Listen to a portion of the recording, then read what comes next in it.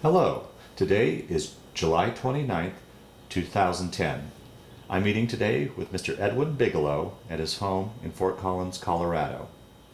My name is Brad Hoops. I'm the interviewer for the Northern Colorado Veterans History Project. Welcome, Ed, and thanks for sitting down to tell your story today. Let's start out, if we could. Tell us a little bit about yourself, your date of birth, where you were born, a little bit about your family. Born in Akron, Ohio. That time, the rubber capital and cereal capital. Born November the 14th, 1926. Went to school, both grade school and high school there, and entered the service very shortly after high school. Might mention that graduated in '44, so the war was well on the way, and I had taken a general course rather than a college course, and doing so they had what they called a pre-induction course. They had such things as a little bit getting into the basics of electronics, and also semaphore, and also Morse code, which in high school, but it was what it was meant for as a pre-induction course, and there wasn't much they could really give you at that These time. were high school courses you were taking? Yes. Is that right?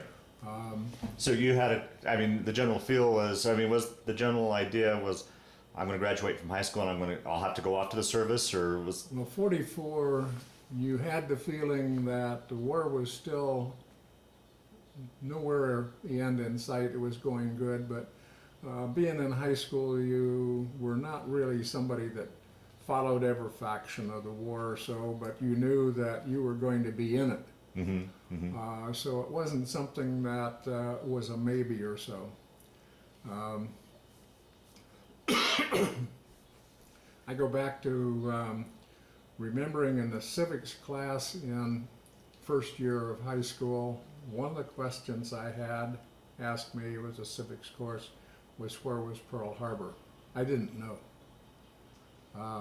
Later that year, I remember I was in the drugstore in a certain corner in town there in Akron, and they were all, I'd went over for a paper, I remember, and they were all talking about Pearl Harbor and the attack on Pearl Harbor. That was the first I knew where it was, or Oh, wow. that was my, pardon me, first feeling of where Pearl Harbor was. In my 12th year, knowing I was going to the service, one of the things that I wanted to do was going into the Naval Air Corps. And they were looking for pilots, and why, I don't know, but my whole family are brothers.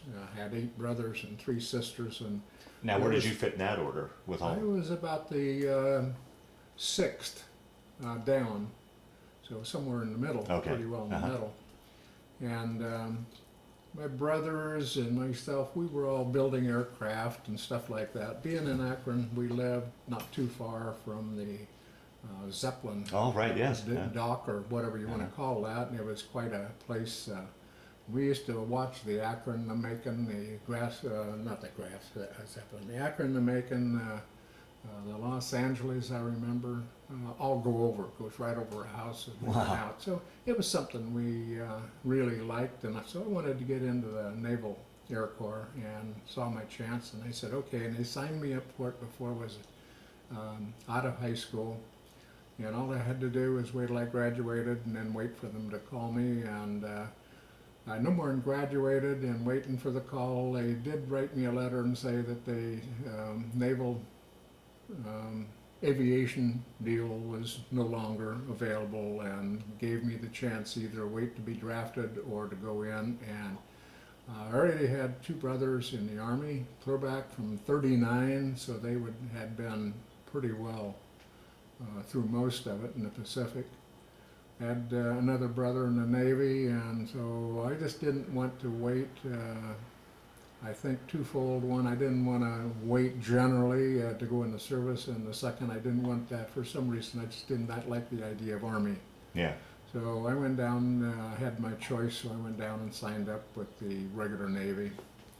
in Naval Reserve at that time. And I think it was probably a month or so later, I got called up, and so my before going in the service and stuff was really school. Mm-hmm. I didn't spend too much time. I was in the Navy twice. I went in, I was out for a good part of a year and signed up and went back in.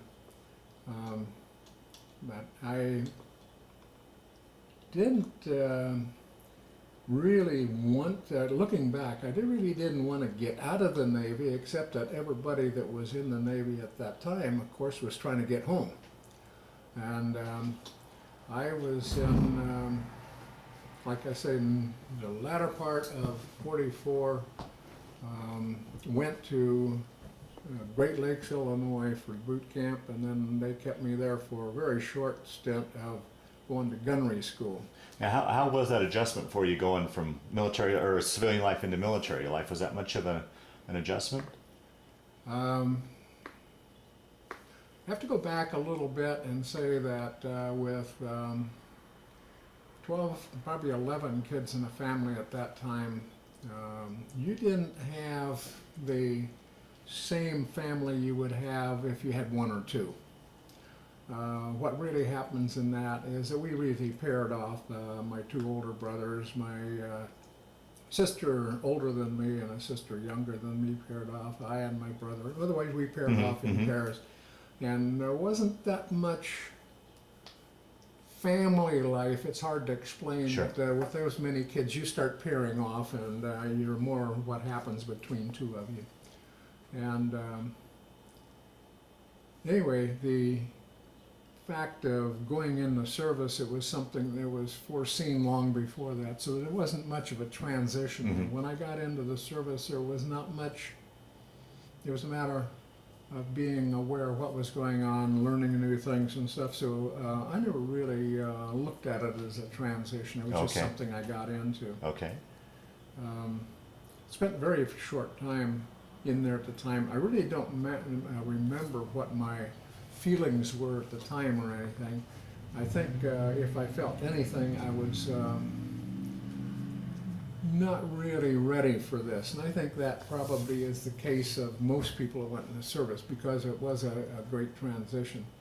But I think I made the transition pretty good. I left boot camp, and by the time that I got to San Francisco, I was in San Francisco at the time that VJ came along. And the big thing I know of San Francisco is, of course, Look magazine, and a lot of those played it up as there was millions of people out on the streets, and they never quit. It was 24. And so I was on shore, Liberty, for a little bit when this happened, and the shore patrol was rounding everybody up because of the melee that was going on and sending them back to the ships or bases or anything. And I was a third-class petty officer at this time, and so they sent me back, and all the petty officers, whenever they came back, they slapped an SP band on us shore patrol and sent us back out to do the same thing as to gathering up people and sending them back. I did the same thing as everybody else did. As soon as we got on shore, we took our band off, and we went on into the melee ourselves. I made 3 round trips that way. So anyway, very, very shortly thereafter, we all boarded, I don't know, just a group of people that were going out to get ships, replace people, send them back and stuff.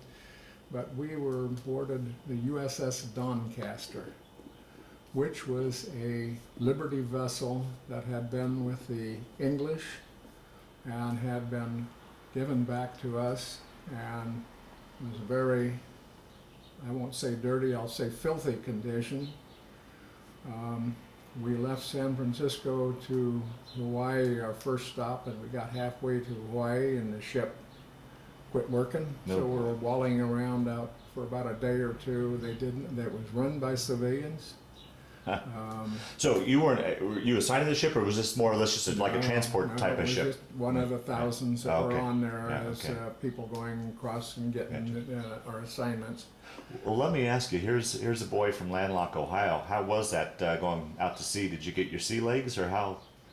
Particularly, I hear the water just outside of San Francisco is pretty rough. I don't really recall, except for the fact that since I don't recall, I don't think that I really had that problem. Later on, in the second one, I was going by ferry across San Francisco to get a ship, and I did get very, very, you might say, seasick, but not. I'm enough that I remember it. Yeah. But I don't remember anything there that was bad. This was a Liberty ship is a pretty good sized ship. Nothing like your cruise ships today. This one would be something half the size or so. Yeah. But we did have some mechanics, some machinist mates. We had a chief machinist mate that they picked out of the crowd was also going over.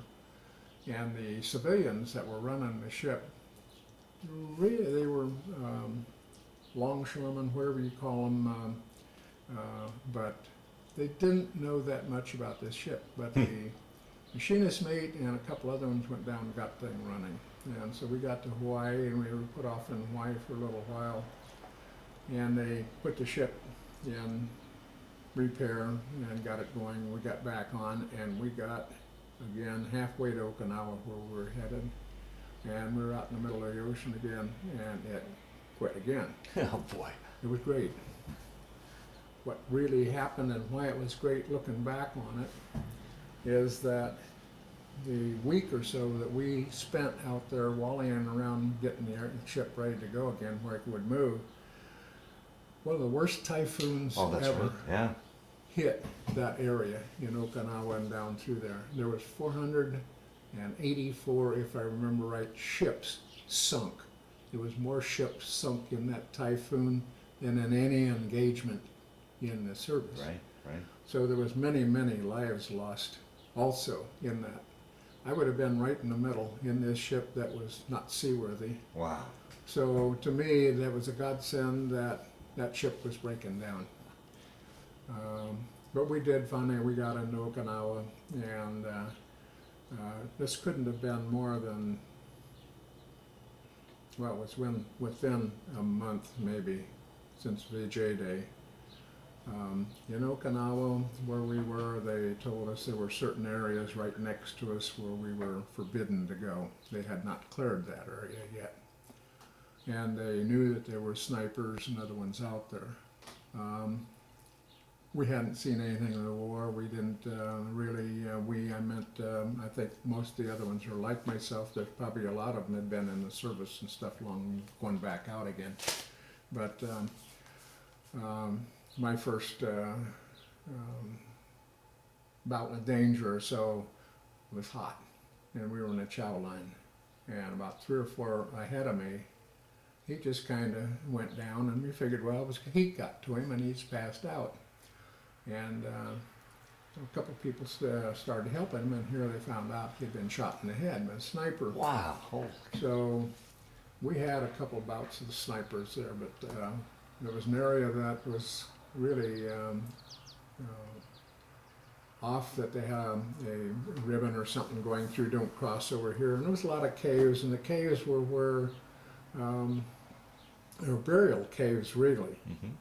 And we were told not to go in that area, and pretty soon you get to the point you're tired of doing nothing. And we went back in there and went through a lot of that stuff and looking around and stuff where we shouldn't have been, and didn't think anything about it. But 2 days later, they found one of the sailors back there had been killed. So I kind of watched a little bit more then. It wasn't just a joyride anymore. Right. Wow.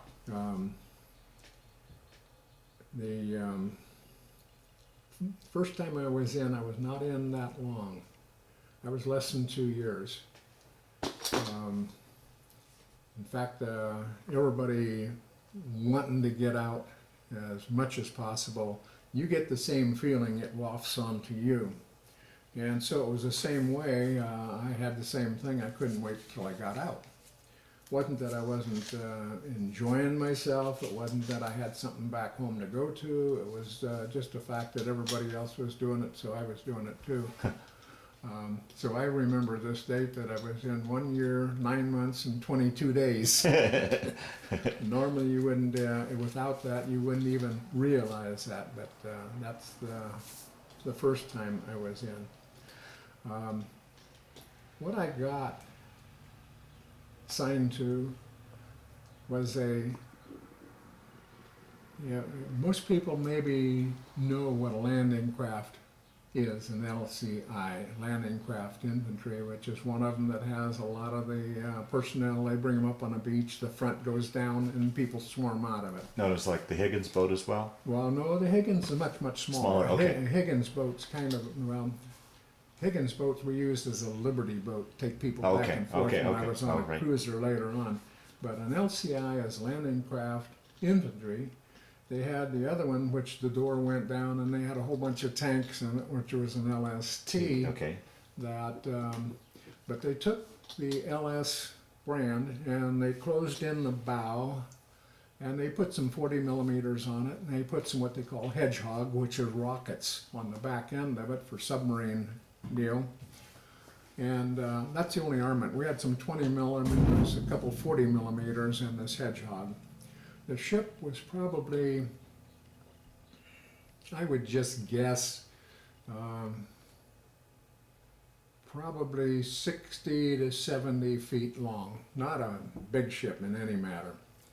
I may even be stretching it even at that.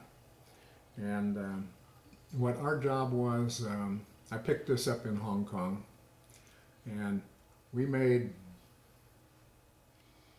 probably, I would say, 4 runs, 5 runs between Hong Kong, Shanghai, and Keelung, Formosa, which is Taiwan, and back down.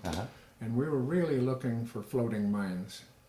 That was a lot of traffic in that area, and there was a lot of mines that was laid. There was a lot of them that were broke their chains and stuff and were floating around. We did not see any. We did see a lot of horn bales. Where they come from or what they were, I don't know. But it gave us a good chance every time we saw one, we blew it apart with 20 millimeters. So we were more or less target practice and I think really having fun. There wasn't any frightening tactics to it or anything. Yeah. And it was just a matter of running up. Looks like I had some Okinawa, Hong Kong and stuff was back in about January of 46, October of 45. We finally came back in May of 46. Now, between these runs, would you get liberty to go into like Shanghai and Hong Kong and these? We got liberty in Shanghai. I don't remember liberty. I think we got it in Keelung, Formosa, and I'm not sure what Keelung, Formosa is now in Taiwan. But we did get liberty in each one of these. Hong Kong, I remember considerably. Hong Kong and Shanghai both. If you see pictures of them today, they're big metropolises. Yeah, right. At that time, they were rubble. There was no big buildings. There was one place in Shanghai that was on one avenue that they still had some buildings that the English had way back before the war and stuff. And there was some of those remaining, but for the rest of it, there wasn't any. Wow. There was Hong Kong. Hong Kong basically was a lot of people living off of little sampans. Trying to think, the little town across Hong Kong was a large area where people were living, and I don't remember anything on land there except everybody in sampans. I think this happened in Europe as well as the Orient. You had different things that the bombers and the rest of them were asked to stay away from. ancient things. This one was one up on top, very top of Queen Victoria Hill, mountain, whatever you call it. It was a Buddhist temple. And it probably was maybe 4 or 5 stories high, huge. And I remember it was unscathed. The rest of the stuff just blowing apart, but this thing sat up there and it was practically unscathed.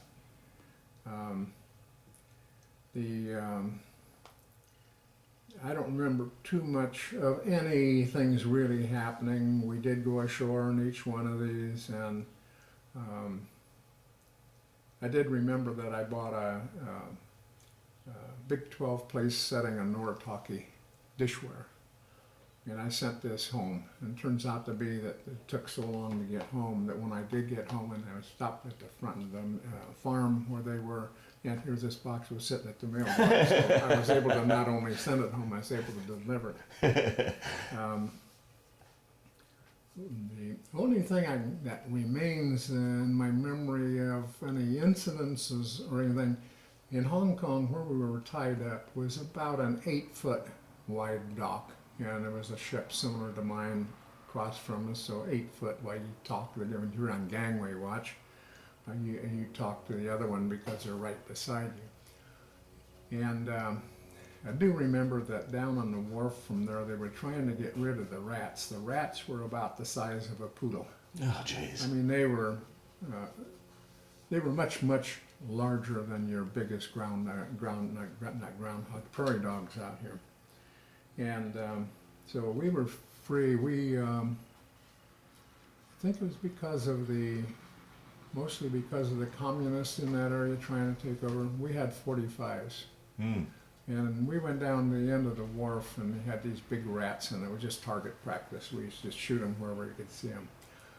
And being a gunner's mate, as my worthless tradition or my business in the Navy, I knew guns pretty well.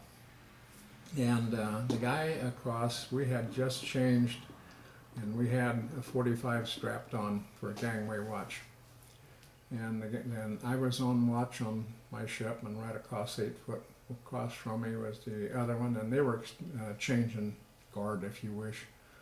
And what you do is you take the 45 and you pull the slide back. The first thing you do, here I am. First thing you do, you take the clip out. Then you slide the slide back and you look in to make sure there's no rounds in the chamber. Mm-hmm. Then you manually let the slide go forward, and then you put the clip in. Well, I had been talking to these people, but while this was going on across there, I didn't bother with it, and I'm just waiting, watching. And this guy pulled the slide back, pushed the chamber in, and put it forward. And I said, "Whoa, whoa!" I said, "You got that thing loaded?" And I said, "No," and he went down and pulled the trigger, and he just blew his leg apart. Oh boy. People got around there real quick and everything. There was I remember a life raft right there next to it, and there's a water keg on it. And they had the highest ranking officer on either one of these was a Lieutenant J.G. And this one was about as low as you can get in rank. And somebody called him or something, he got out there right away.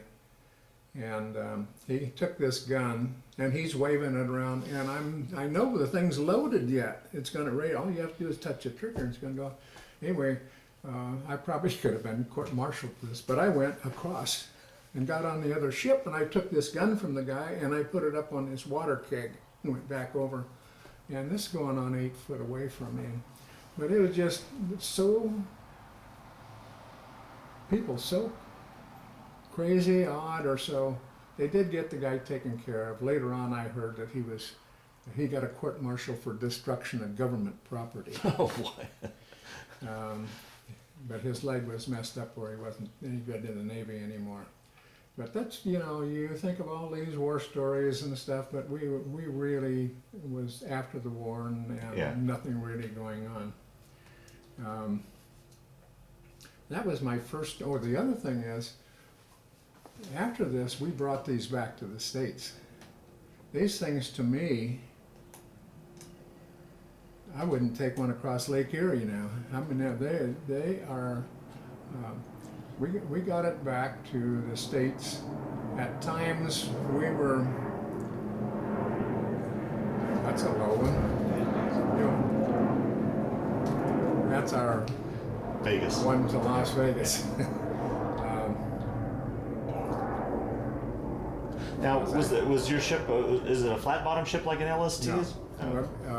No and yes. No, we had somewhat of a keel to it, Okay. but it was not that much. It wasn't a nice keel to it, but it was one modified from the flat bottom. Now, were you on the same ship the whole time? Yes. What was the name of your ship? Well, from the ship that I went over, the Doncaster, Yeah, of course, that was a right. transport ship. The one I was on was a USS LCS 96, L396. The name's almost as long as the ship, but landing craft support is what that is. And we, on bringing those ships back to the States after we had made these rounds, at times we had waves that were 20 feet high or so.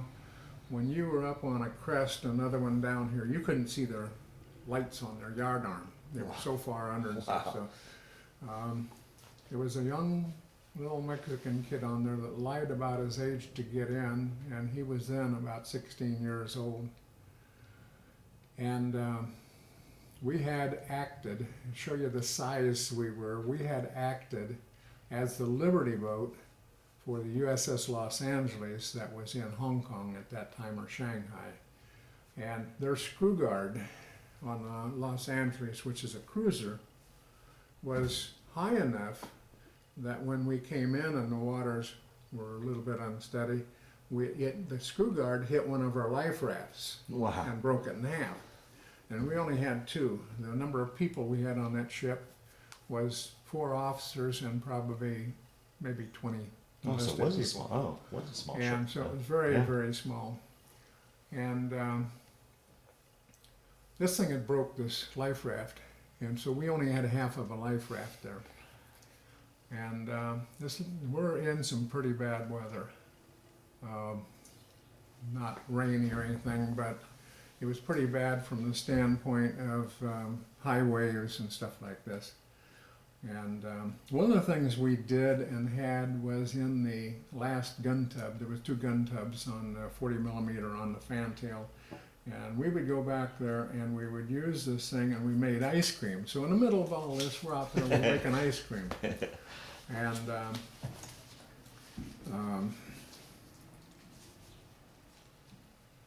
just kidding this kid all the time and everything. We told him, he says, "We're never going to make it. We're going to sink. We're going to sink. We're going to take this life raft and we're going to take off." And so anyway, somebody got him goaded, whatever you want to call it, on to the fact of going up and telling the officers that we were going to take and go off overboard. And he did. He went up and told one of the officers that we were going to shove off in this life raft. And then meanwhile, we took the life raft and threw it over the side, which shows both the life raft wasn't worth much, and the other was that there wasn't that much guidance or whatever you want for us to be able to throw it over the side. And we did, and we hid in this other gun tub. And the officer knew our tactics and how we ribbed this kid and all that. Anyway, he came back, and he came back really to get some ice cream. So he, without knowing or anything, he knew that we weren't going to go over the side, and he had enough sense.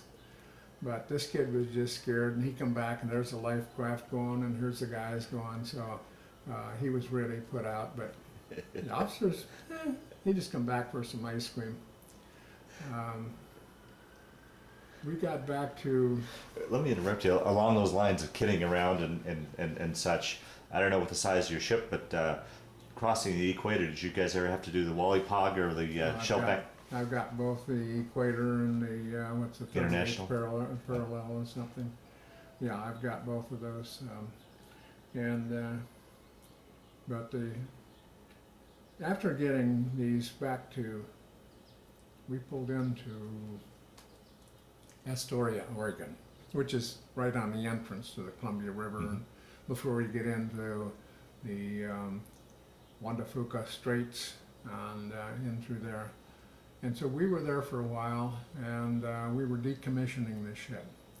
I took since I was in charge of all the guns on board ship, I took the small arms locker, and we had in it 2 shotguns,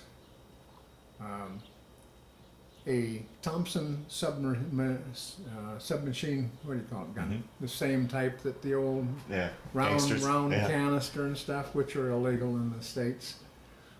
We had some other rifles that we couldn't bring them on, but the officers either had bought them or had brought them on, and they, in their ways, they went off on hunting expeditions and stuff with Liberty and this kind of stuff.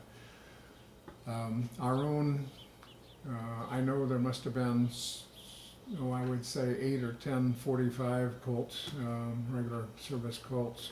Number of service guns, 30-06s. We've stuck these in barrels, 50-gallon barrels or so, metal, and stuck them in there and poured concrete in over them. And they took these out and dumped them on the wharf that they were building there.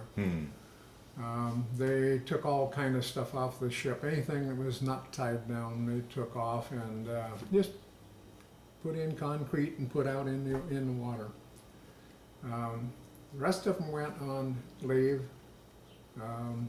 Liberty and everything else, and we got orders to take the ship down the Columbia River. I think it's the Columbia River, it might not be the name of it. In through Seattle and down past Seattle to Bremerton. And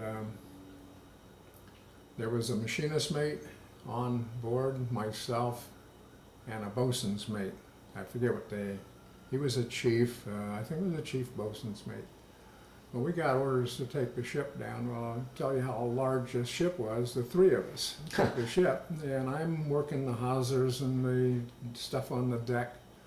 The machinist was down tending the engine, and the quartermaster, he was up on the bridge.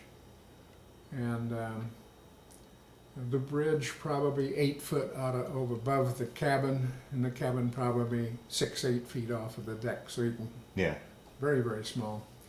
And so we were able to take that ship all the way down. And when they finally brought it in, they wanted, the skipper was supposed to go somewhere and, give the ship and stuff over. And so we didn't have a skipper. We never had an officer aboard. And they really read the riot act to us, but we didn't have any problem getting there. I don't remember, but I think it was maybe 50, 60 miles to go down there. And, but that again just shows you, when we were dumping this stuff in the decommissioning the ship, I noticed alongside the dock that there was rust.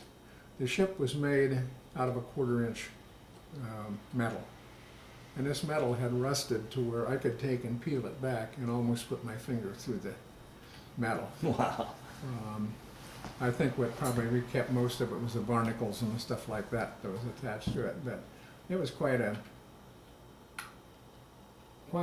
eye opener or so. But it was also very. I liked that. I liked it very well. I did get out. As I mentioned, after 9 months, or a year and 9 months, and the family in the meantime had moved from Akron, Ohio, had moved out onto a farm, and I wasn't about to go out onto a farm. Now, had all your brothers that deterred, everybody made it back okay? Oh yeah. Okay. I might mention that I had 2 brothers that I did mention earlier that were in the 37th Division that went in. They went in the not armed guard, but the national. What do you call it? The state National Guard, and they were in 39. So they were the first people that they were sent over. They went through Luzon. They went through. You mentioned it. They went from the south all the way up through most of them. They both were in the same company together. One brother was hit with shrapnel crossing a river, and something happened, but anyway, there was a lot of shrapnel, and he got little needles all over enough that they were going to send him back to the States, but he said he wouldn't go back to the States until his brother could go. So it wasn't long after that, my older brother got hit in the arm with a bullet, and he had a wound in his arm. And so they were sending him back to somewhere, and again, he wouldn't go because my other brother. Anyway, they stuck it out all the way through. And of the two, they're 2 years apart, and it was my oldest two brothers, but the younger of the two made top sergeant, and he was more or less the sergeant over my other brother and the rest of the crew. And I have downstairs somewhere a newspaper article where he was interviewed, or the older brother was interviewed by the Akron Beacon Journal, and about the 37th Division, because that was mostly the National Guard from Ohio and concerned most of Ohio people. And it tells in there how many people they started with and how many they lost. And there was only about 30% that came back out of the original ones. So they really had it hard. There was nothing, mine was like a joyride compared to theirs. Yeah. But of my brothers, I had 1, 2, 3, 4, 5, 6. I've had 6 out of the 8. There may have been 7 that were in the service. Wow. One time or other. Yeah. One brother had 3 sons, I think a daughter. They were all in the service 20 years. They made it a lifetime. So they had quite a service family. I came back after that first stint in the Navy, and if there was anything to say about it, I was lost. Didn't want to go out on the farm. I did go to work in this Zeppelin. Let's see, no, I have to wait for that. That was later on. I had taken printing 4 years in high school.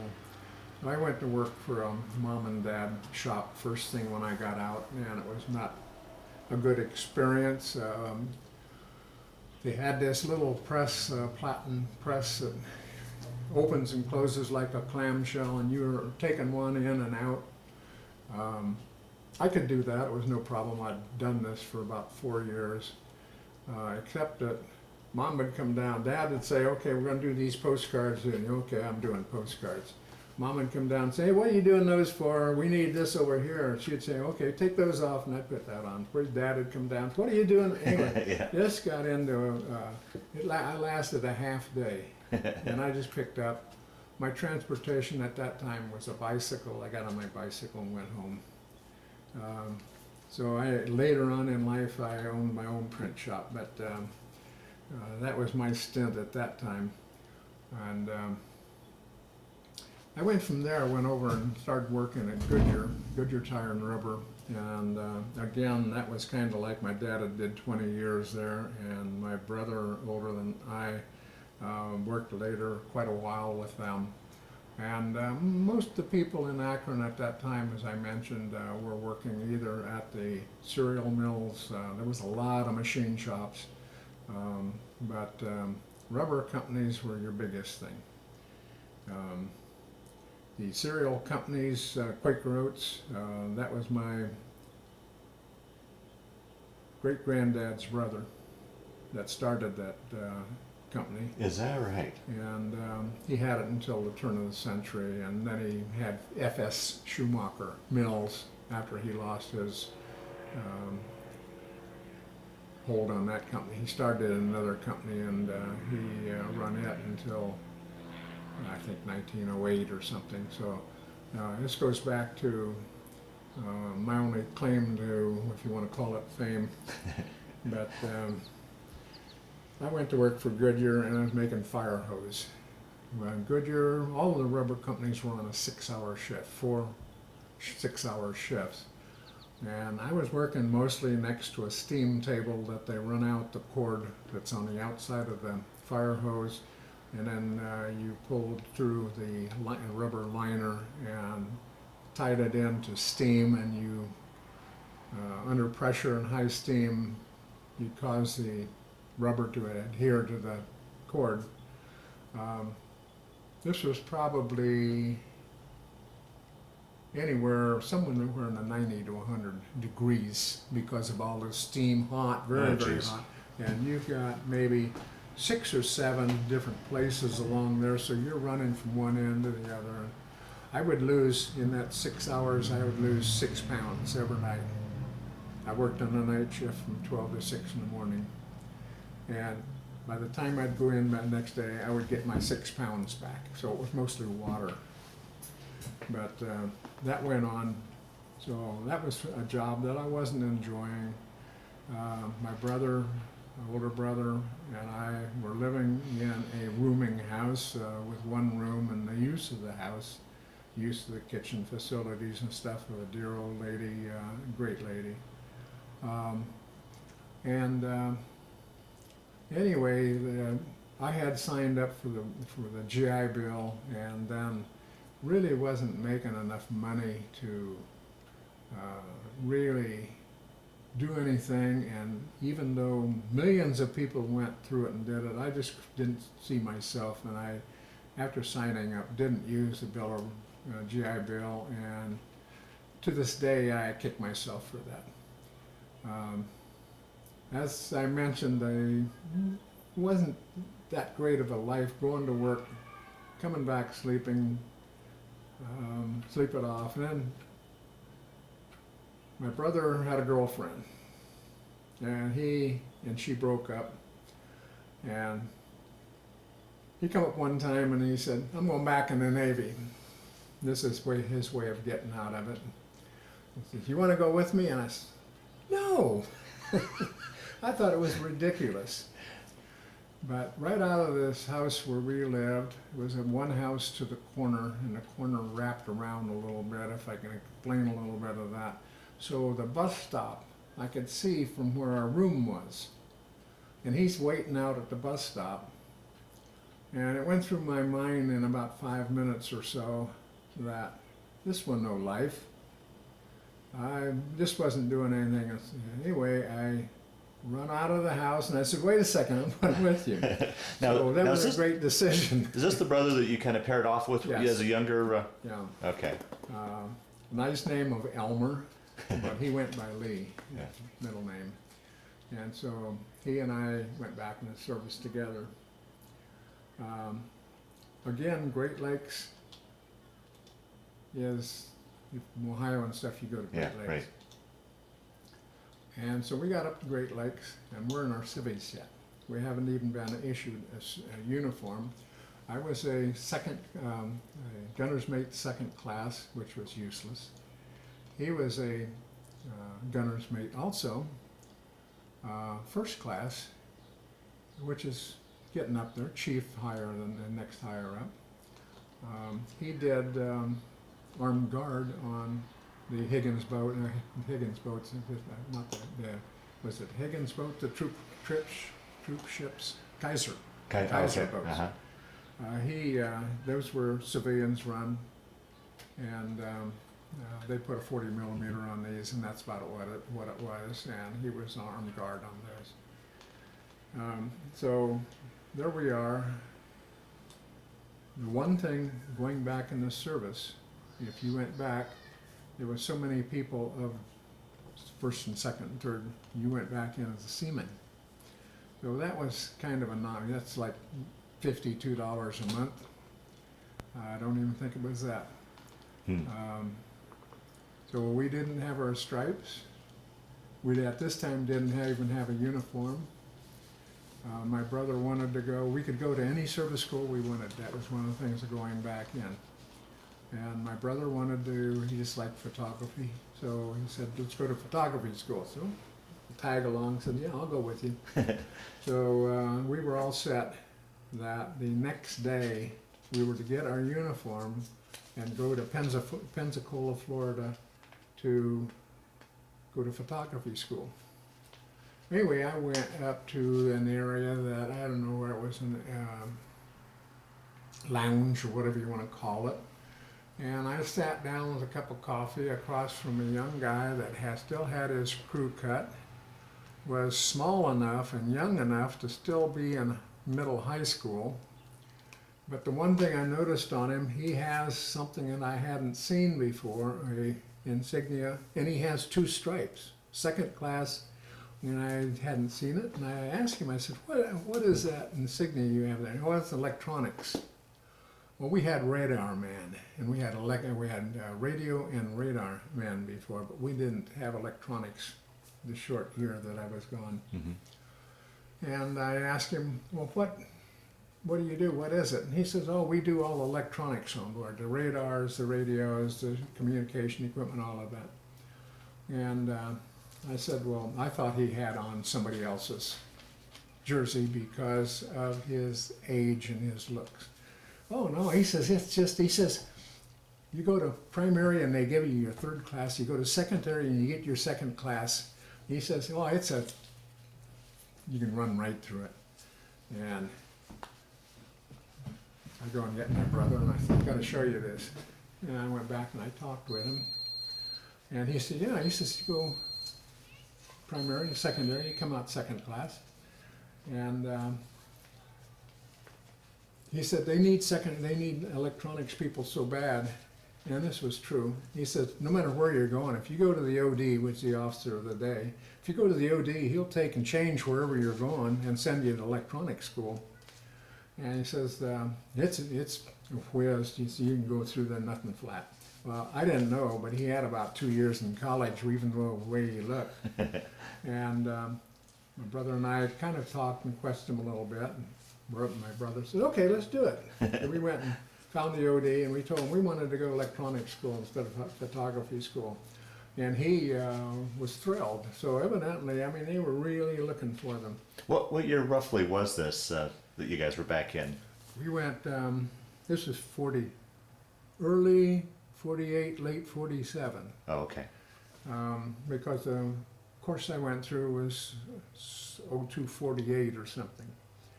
The group that I was in. So anyway, the OD went back to the yeoman's area, the offices, wherever it is, looked through, found our records, pulled them out of the ones going to Pensacola, stuck them over here in the ones going to Great Lakes, and next day, even without a uniform, we were heading up to Great Lakes. And it was very fast and no time to think about it. So to make a long story short, there were two, primary and secondary.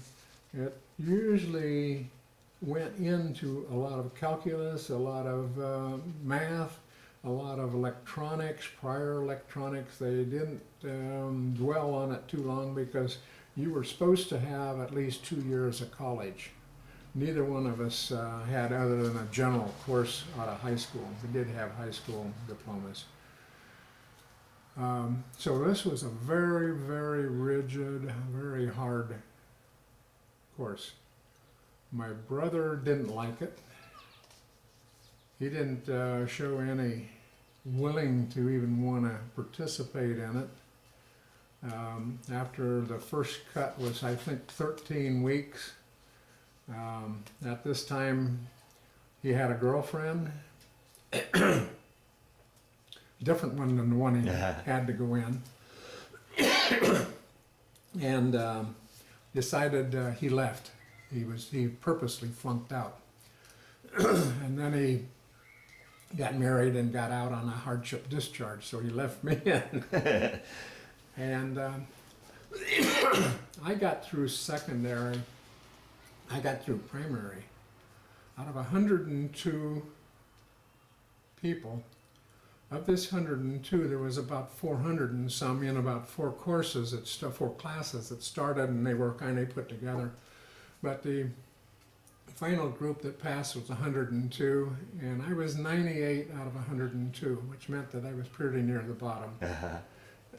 My mother looked at that and she thought, oh, 98 out of 102, that's great. I didn't tell her that it was from the bottom, not the top.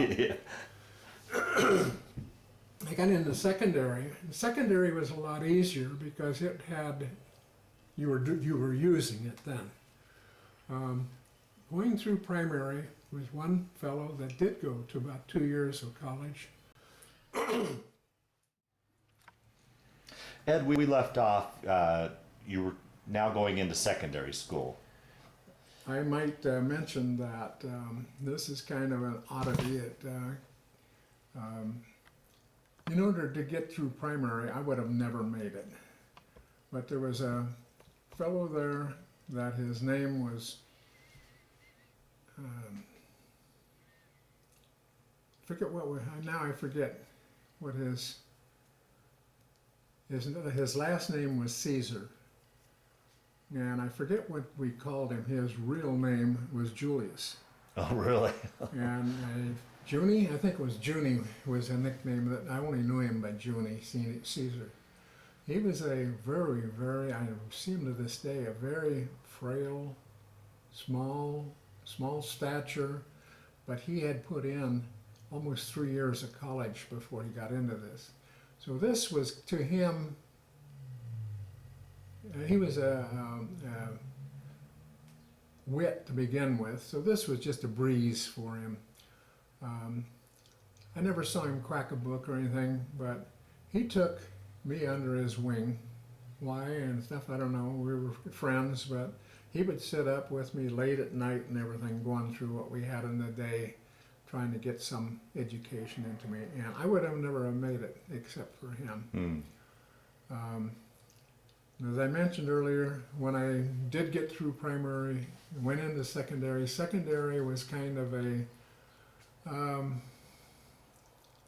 it was easy for me because it was common sense. It was using what you've been learning. And because of that, I didn't have a problem. I came out now the other way around. I did come out very close to the top rather than close to the bottom. One instance was that they were changing over building 520 at Great Lakes over to electronics. Electronics, both the thing and everything was new in the Navy. As I mentioned, it wasn't there a year before. So they were in school taking this building 520. And if I go back to primary, when I went through gunnery school, we were taking 50 caliber machine guns apart, how you do it and everything. And one of them is a rod that goes through a recoil spring, a rod about so long, maybe 18 inches, maybe 3/8 of an inch across. And it's got this huge 2-inch spring around it that you have to be very careful when you take these apart, that you do it, or if you don't take the stress off of it first, this rod lets go. I didn't do it right, and what happened is something happened and the rod went right past my stomach, right on the side, went across the room, missed everybody, but went through the front door, went through the door. Wow. Which was not a laminated door as I remember, but a very thin door, and stuck in the wall on the other side of the deal. This was building 520 when I went through gunnery school. Now I'm going through electronics school, and they're wiring the labs in the 520, and I sent up to this 520, up to this room where I'm going to be working, and I looked. The hole is still in the door. Is that right? This must be 3 years later. And the door was never repaired, maybe they used it from then on as an illustration, I don't know. But it was kind of odd that the same remnants of what I did before was still there. Yeah. The only thing that I remember really going through secondary was in this building, 520, we had 2 rows of workstations, which was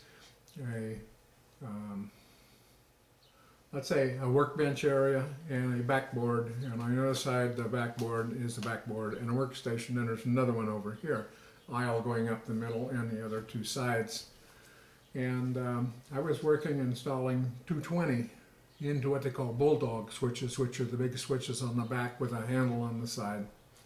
And I come back from lunch, and I went in the door and I turned around to the left, and there was a panel there, a power panel. I wanted to make sure the power was off. It was just, I don't know what they did while I was going, and I didn't know, but maybe it's a little chief He said, "Oh," he said, "go back to work." He said, "That's off." He said, "I checked it." And so I was going to do it anyway, and he got kind of irate that I was still going to go check it. And anyway, I said, "Well, is that right about it?" Okay. I got up on my knees on there and started putting a wire onto the bolt or the screw and putting the bolt onto it, and I got between my hand and the bolt, and the next thing I knew, I didn't even hit the floor. I went from there, and my reflexes, I guess, enough, threw me back onto the workstation behind me. And I'm usually not, especially I was 135 when I went in, so I wasn't a big guy or anything. But I came off of that table, and I had one thing in mind. I was running down to get that chief, and he run out. I was gonna get him. I mean, I could have been killed. But Sure. anyway, I just remember that 520 that way. When I was also waiting to go, I think it was after. I'm not sure exactly when this happened, and it might have been the first time I was in, the second time, I don't know. But I was in school in Great Lakes, Illinois. I had a 7-day leave. I was back home and just came off of a leave. And we're in the outgoing unit, is what we were in. And as an outgoing unit, you still had work details, and these were whatever work details that you had. Anyway, they had me in the scullery, which is the cafeteria, the back side of the cafeteria where they did all the trays and the dishes and whatnot. And they would send these trays, everything in a tray, and they'd send these through a unit that put hot water on them, cold water, rinse, and come out the other end. And our job was to pull them out and put the trays together and the cups and the saucers and stuff. First day after I came back, they sent me up there. The second day, I came down with a terrific headache and a high temperature. In a hot scullery is somewhere, if you got a high temperature, you don't want to be working because it's only makes it worse. And so I went to sick bay and checked in the sick bay, and the guy gave me some APCs, which at that time was services aspirin. We always called it a perfect cure. Gave me some of those and told me to go back to my bunk and just rack out. So I went back and laid down in the bunk, and the chief over the barracks come through and wanted to know why I'm in the bunk during the day, and I told him the medic sent me back, and because of this, he said, "Well, if you're sick enough to be in your bunk, then you go back to sick bay and they can take care of you." I went back to sick bay, and sick bay wouldn't take me, so they sent me, instead they couldn't go back to break, they sent me back to work. I went back to the scullery, and I'm back there. I'm way out of it, but I'm still working with the trays and the dishes and stuff. And finally I had to leave. I just couldn't stand it anymore, and I'm going back to my bunk regardless. I got about halfway and I passed out on the sidewalk. And they got me, and I don't know how, they got me over to sick bay again, and ends up that I had scarlet fever. Wow. So to make a long story short, before the end of it, over 80%, and this is thousands and thousands of people, Great Lakes ended up with scarlet fever. The worst place I could have been was in the scullery with the dishes and everything. And so they had a waves barracks with a lot of waves in another section of Great Lakes. And they took over the waves section. It was so large that they used it for scarlet fever people. Since I was there, I've run into two people, a supervisor at work, who was my supervisor in California. He was hairless, and he lost his hair while he went through a bout of scarlet fever. We were talking one day, and when he found out I was, anyway, that was one. The other one, I did a small stint with Farmers Insurance, and the guy that was my teacher on that ended up, and we got talking, and lo and behold, he had also got scarlet fever in Great Lakes. So there was thousands and thousands of them that got that due to my little stint there. I don't recall whether that was after gunnery school, or it wasn't after boot camp, but it was one of my times at Great Lakes. I did have a girlfriend that I had met in Great Lakes. Turns out her and her sister worked with Great Lakes. My girlfriend's position was assigning people when they left the service schools that they would go to usually wherever you wanted to go. To the best of where you wanted to go, you told them, they tried to place you. My girlfriend placed boots, people who were just out of boot camp. Her sister had the job next to her, and she placed service school people out of service school. And what I wanted, since I had been on the Pacific side, I wanted to go to the Atlantic. And again, I wanted a small, I didn't want a big thing, so I wanted a small craft on the East Coast. Needless to say, just before I got out, I had an outing with my girlfriend, and I got a cruiser on the West Coast.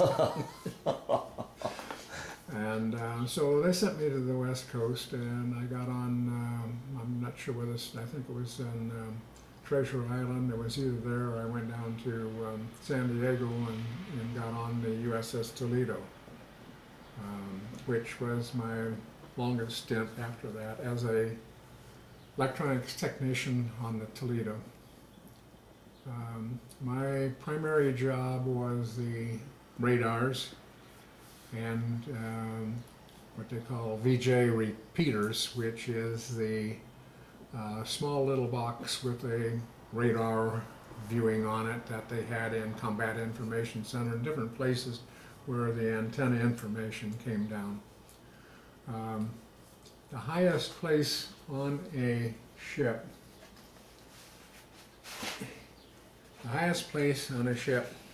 is up here, and that is an SP radar. And so I would have to go up past two smokestacks here and climb this ladder all the way up to work on that. And that was one of my jobs, keep that one going. I found it very nice place though to be when they had inspections and stuff. Lo and behold, for some reason or other, the computer, or not the computer, but the radar would go out, and you don't go to inspection, you get that repaired as fast as you can. And so I would be up there, lay out my cloth so you didn't drop stuff down below on people, and I would just lay out, and every once in a while look down to see when the inspection was over. So it was very good. But I had that and some other duties on it. You know, we had quite a crew on there of electronics people. And life on board must have been considerably different from that small ship. Oh, definitely. Yeah. You had better food, you had better everything. On the earlier ship, one of the things that I remember was that the mashed potatoes always had little things look like pepper, only they weren't pepper, they crawled around. Oh boy. And I mouthed about them as long as everybody else, and I said that somebody ought to show the captain this and see what he says about it. So I shouldn't have mouthed that, because they said, well, go do it, go do it. And I wasn't going to back down. I took a spoonful of the mashed potatoes with these little black things all over them that was running all over them, moving. And again, normally, like on the cruiser, you'd never go up to officers' quarters and rap on the door and talk to the captain. You'd go through, in this case, you'd go through a couple of Marines and everything else to get there. But this one, I think the Lieutenant J.G. was our captain. There was only four of them, 4 officers. I rapped on the wardroom door, and they were also eating in there. And I said, in fact, we called him by a nickname. It wasn't even officially, oh, sir, or anything like that. Huh. And I forget his name, but I said, we can't eat this stuff. Look what this is. And he says, well, what's wrong with that? And he took and stuck it in his mouth and pulled the potatoes off and handed me back the spoon and closed the door. So there wasn't much you could do to argue the fact. But the food on the cruiser was much, much better. It was very good. The one thing about the food was that when we were in port and everything, we controlled the music. We controlled the speakers that usually carried the music or whatever was going over the speakers throughout the ship.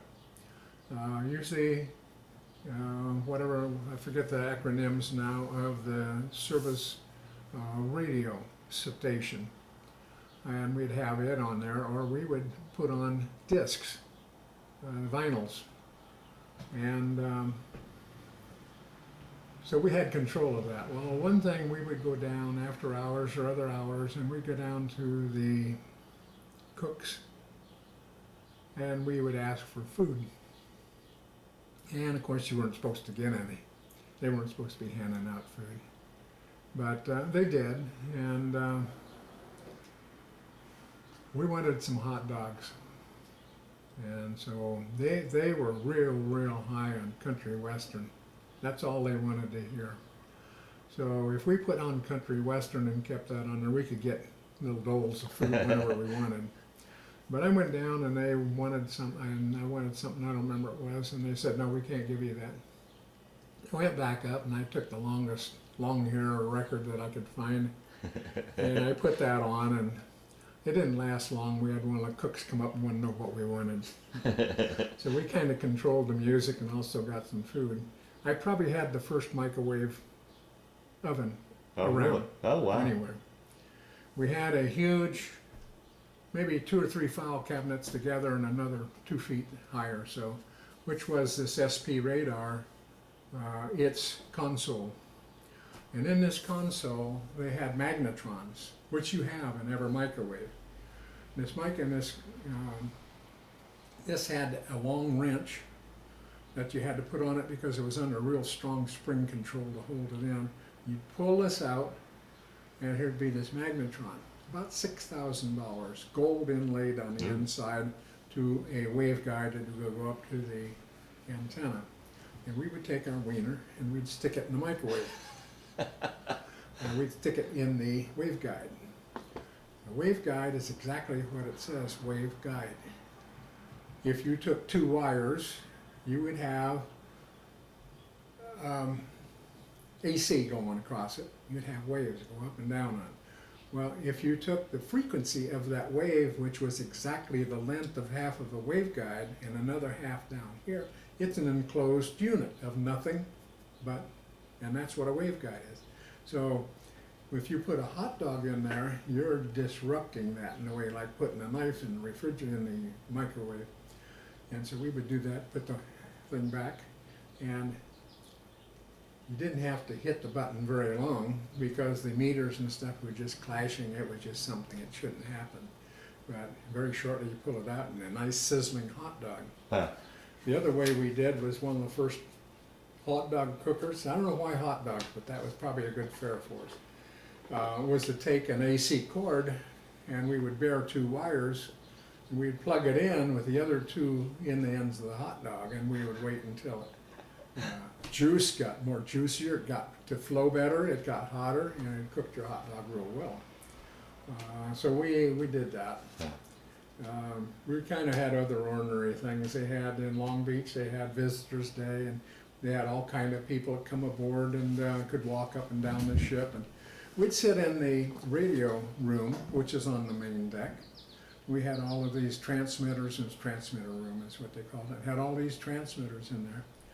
And one of the things we had was about a 4-foot fluorescent tube. And when we were tuning these to maximum power, we would touch this to the antenna and it would light with just the power that was from the antenna. And then we would adjust it for the brightest. And we knew then we had the highest power. Anyway, you didn't have to do too much.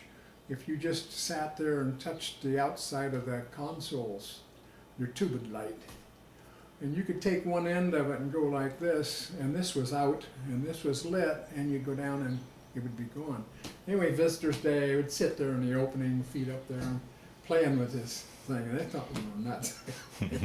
But there was different things that we did that was kind of ornery, but On a cruiser, I forget, but in the area, if I'm not mistaken, I would say anywhere from 1,800 to 3,000 people. Wow. I mean, you had a city Yeah. there. You had many, many chiefs, many, many officers, more and more people. The cruiser we picked up, we went down south, went through a number of the Mexican towns down there. It was on a, what did they call them? PR, anyway. We'd go down there for the PR, okay. We were put off in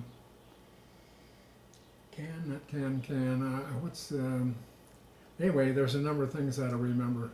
Can't recall right now the city. But Esther Williams had a house down there.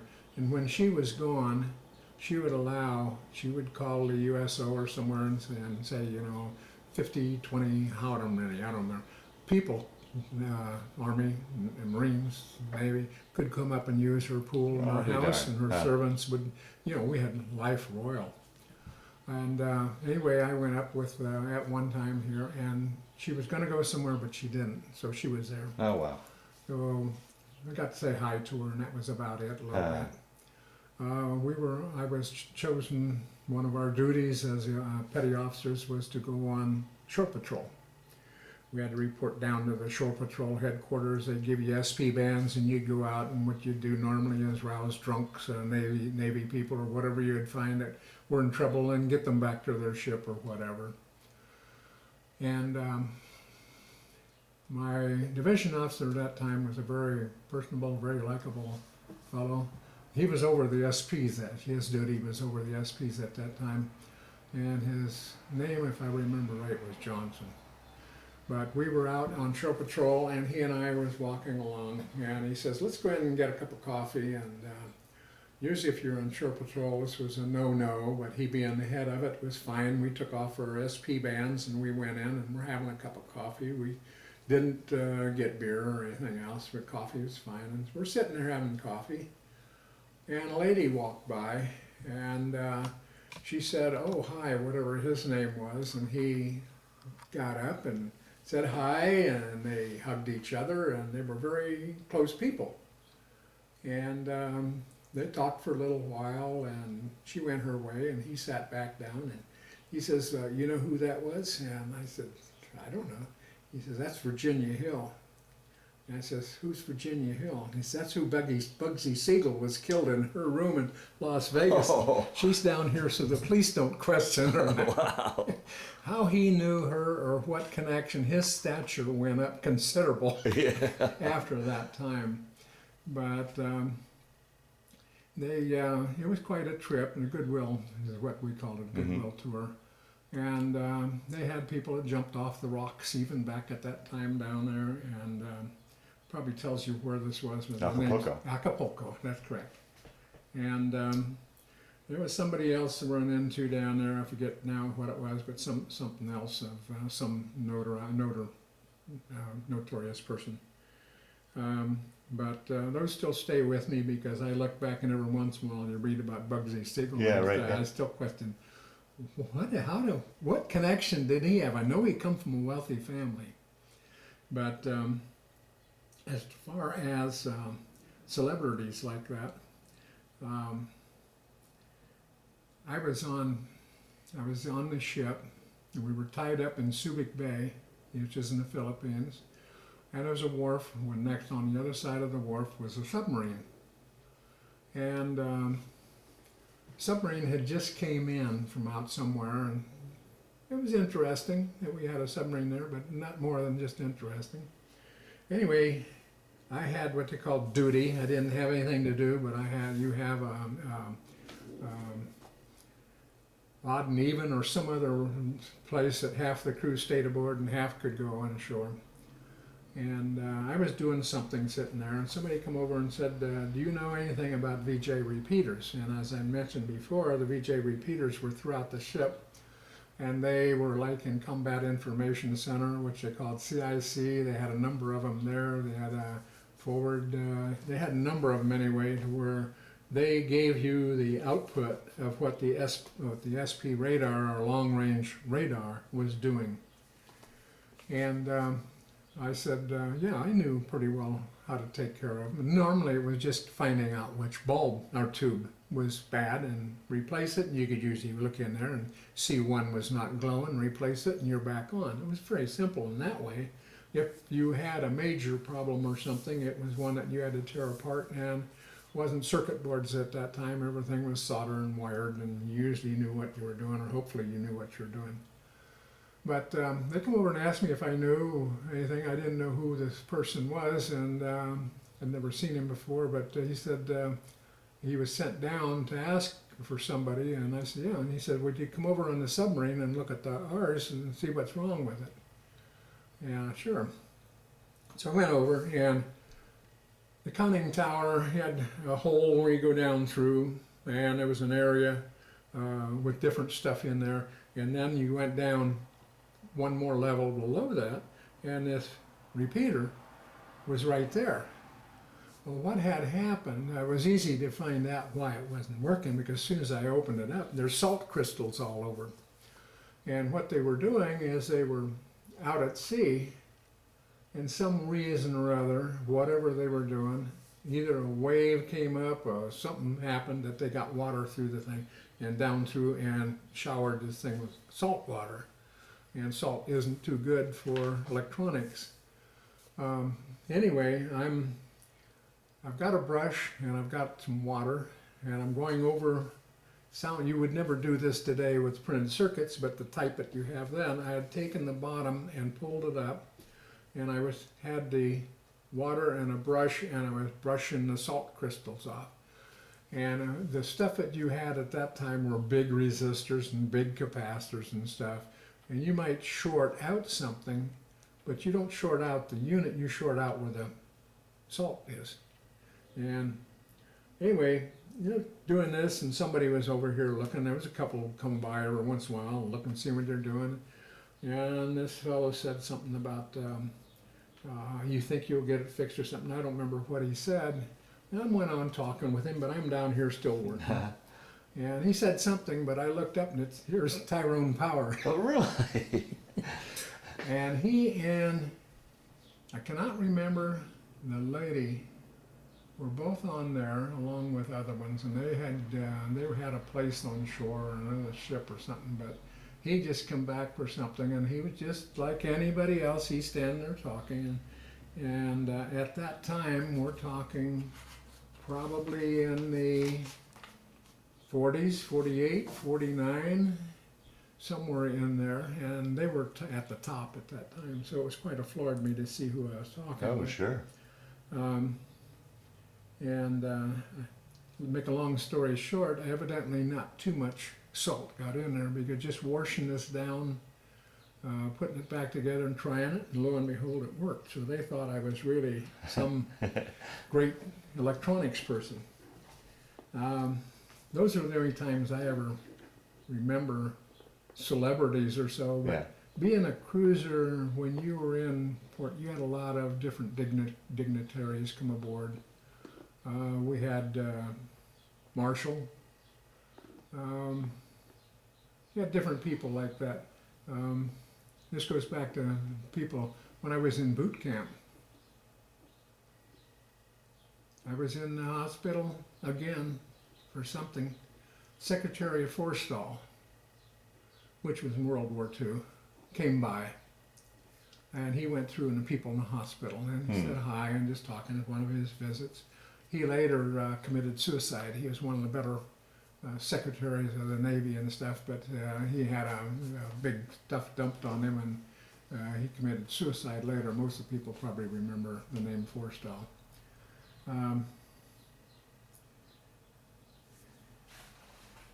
What else can I say about? Now, how long were you in your second stint then in the Navy? I was in there 4 years. This was a 4-year when I joined.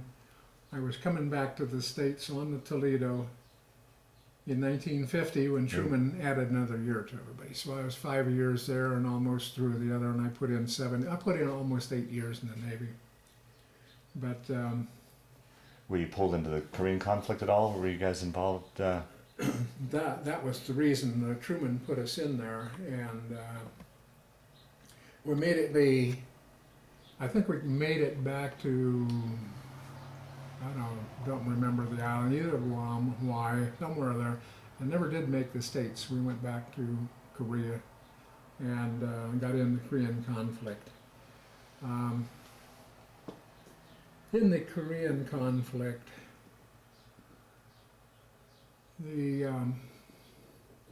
I have flashbacks here to other thing when I think of something here.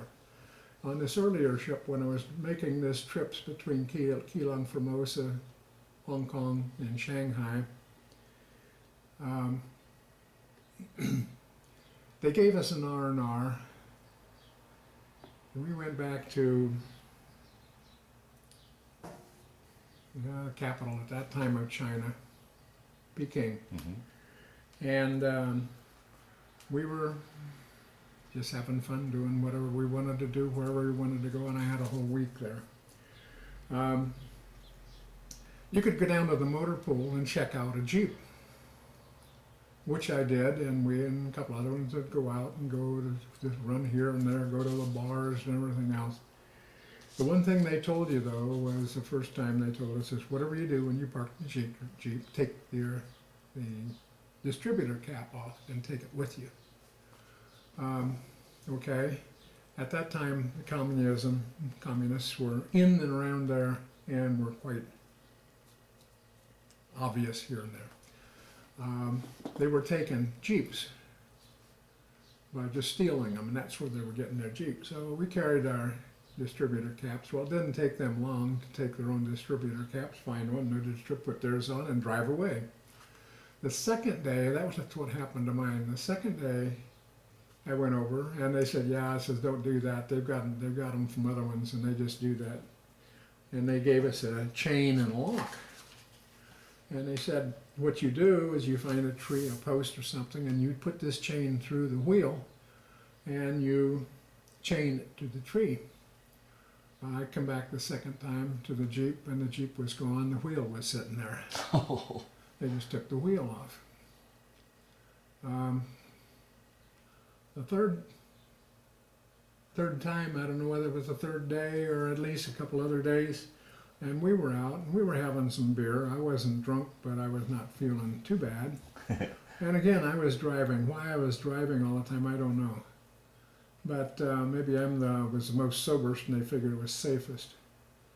I didn't like beer. I wasn't really up on getting high with liquor or anything, so maybe that was right.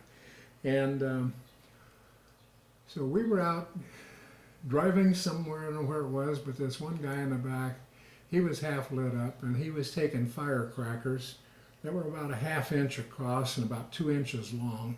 They looked like small bombs, and lighting them and throwing them out. Well, he lit one, threw it up in the front seat, and was right by my feet. And felt to me like a stick of dynamite down there, so I was bending over, reaching down, trying to get that firecracker and throw it out the door before it went off, which is kind of stupid thinking back now. And so they started yelling about something, and I looked up, and I'm coming to a T. And there's a rice paddy on the other side, and the last thing I did was whip the wheel to get around the corner, and I didn't make it, and we went over and rolled over into this rice paddy.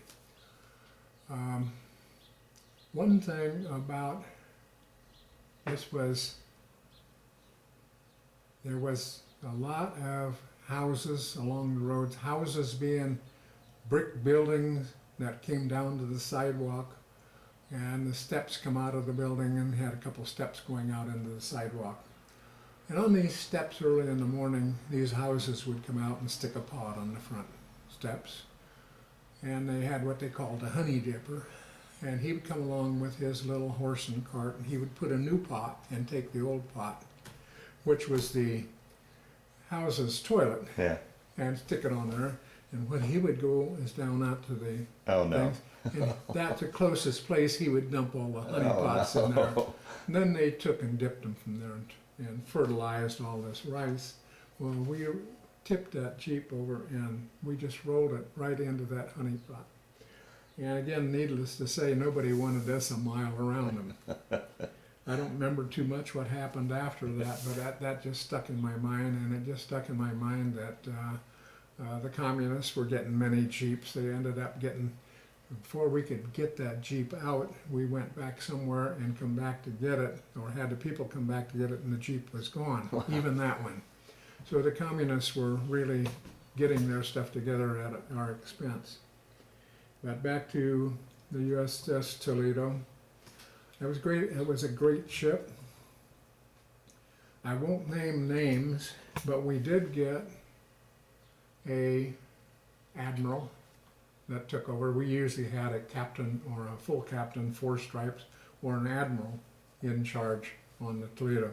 When an admiral was on there, he was a fleet commander, meaning he was not only over the ship, he was over many ships along with it.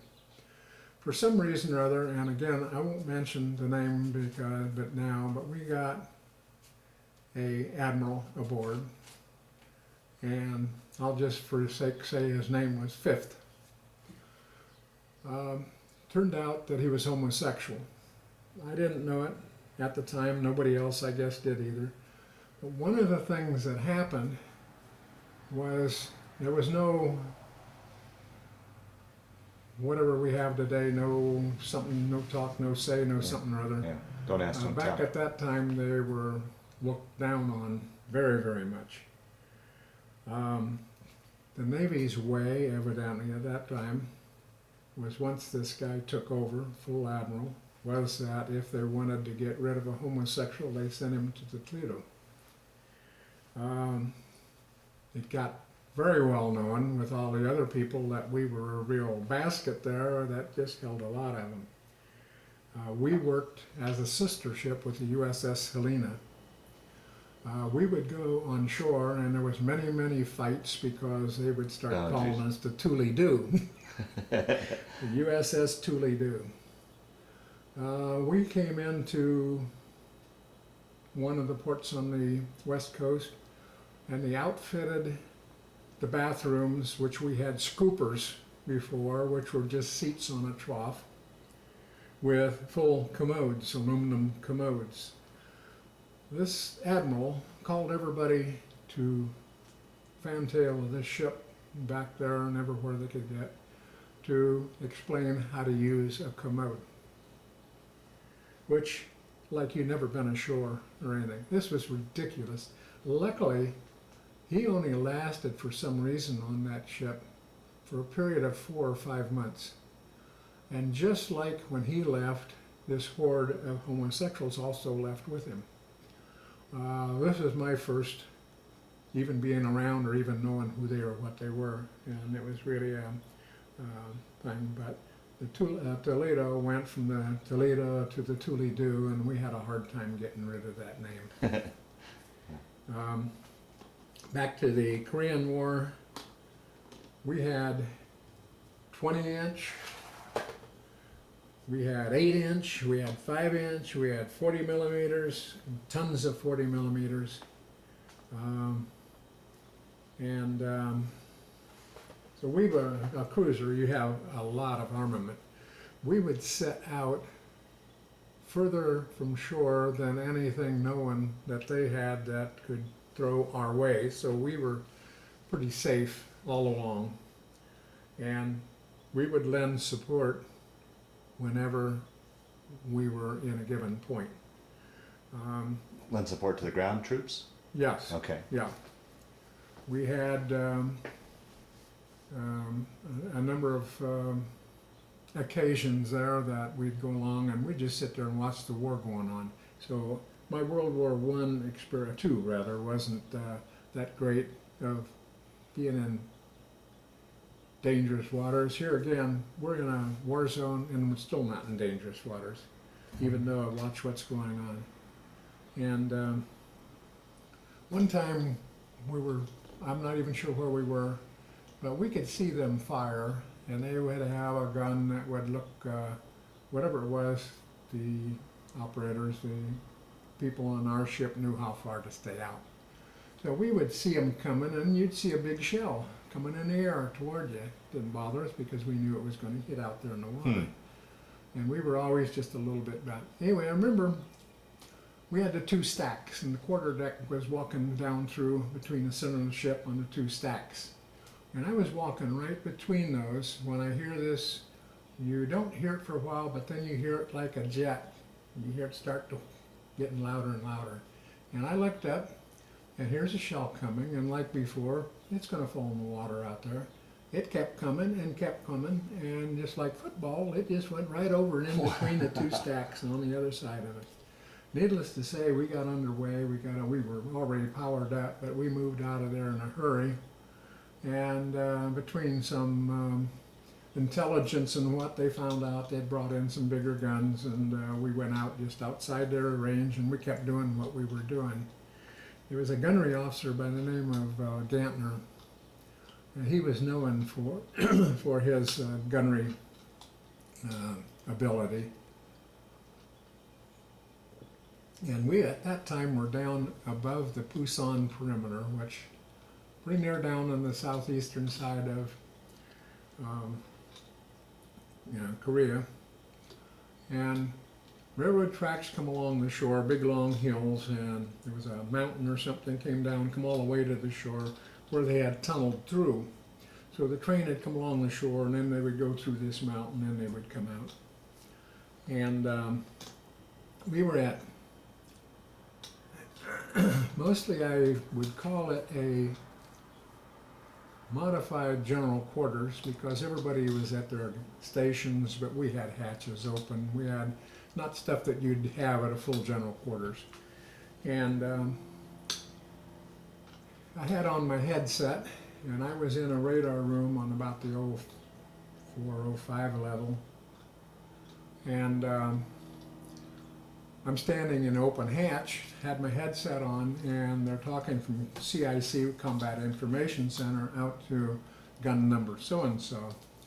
And the Gantner was on there, and he said, fire, and there was a train came down. Now, they wouldn't normally come out as long as we were out there. But what would happen, instead of going down and like we normally did, and they would come out and run, is we turned around and went back in a hurry and caught them coming down on this railroad track. So I'm sitting out there watching, and I figure I can see over there. It's I don't know what, less than a mile. We weren't that far out. So I see the train coming down there, and I'm expecting they're going to fire. Well, train comes down and gets into the mountain. Just gets into the mountain, and I hear Gantner say, "Fire one for effect." I hear this big boom. I think it was a 5-inch gun that was right down below me, went off. And I look over there, and here comes part of the mountain down and sealed it off. And I'm watching for the train come out the other side. And I think he probably got the idea best that he didn't come out, because where we were, he probably stopped in there anyway. I hear again, I'm not sure know where they're going. All I hear him in the headset, Gantner saying, "Fire one for effect," and boom, very secure. And here he hit another one at the other end of it and sealed the train in the mountainside. Wow. Right next to this mountain, there was a arroyo, or whatever you wanted to call it, a gulch, that came down the backside and around the mountain, and then down again around another part that was very sheer next to the water. And you had supply tanks, trucks and everything had come down this ravine, and they would sit back there until we went down far enough or so, and they would make a break and run around and get into another one, went around back the other one. And there was no way for them on this road other than to do that. So they watched where we were. We were the only ship that was out there. We didn't have a bunch of small destroyers, and we usually operated alone. And so the same tactic that he'd used before of not going to where we were normally going, north and south, and letting them run this, he just went down a little bit and turned around and come back, and here they're pouring out of this thing, thinking we're going down. And so they blasted again. So yeah, this thing of war going on, and I'm sitting there watching it go on, and feeling dumb, happy. Yeah, not even like I'm in a war. We went into Incheon Harbor, which we'd been there a couple times. Incheon Harbor, though, was this was at the time that they had Chinese had come over and pushed American troops, and the other ones all the way down to a very, very small little section called the Pusan Perimeter. Mm-hmm. And MacArthur decided, against a bunch of others thought he was nuts, and I still do, but he was quite a strategist, I guess, because he was going to go back up and come in on Incheon, which is back just a little bit south of the Pusan, back of the Yellow River, or the 38th parallel. And they said it was really a bad thing to do. Well, we had the USS Missouri and a whole fleet of ships. I got a number of them in here, I think I read. But the day or 2 days before we went up, the people took the Toledo and went up I believe it's Incheon River or the Yellow River. It comes into Incheon. Anyway, we went up the river past town. And they didn't have, at that time, the North Koreans didn't have any aircraft. They didn't have anything that they wanted to put to us. They were rather quiet, because with the guns and stuff we had, they weren't going to open up on us with anything, because they weren't going to last long. So we went up, and the tide went out, and the Toledo sat down in the mud. Wow. We sat there for a couple of days. A day later, or the third day, I didn't know. We didn't get news reports or anything, but the Incheon invasion started. I think it was something 38,000 people or so. They came back up there, and MacArthur dumped 38,000 more troops up at that level. And they were able to push across the peninsula enough that they had isolated or trapped a whole slew of Chinese and North Koreans between the 38th parallel anyway. I don't know how they got, where it was exactly they got across, but between there and the Pusan Perimeter, well, this took a lot of the weight off the Pusan Perimeter, and they were able to come back up then. So they went all the way back up to the 38th parallel.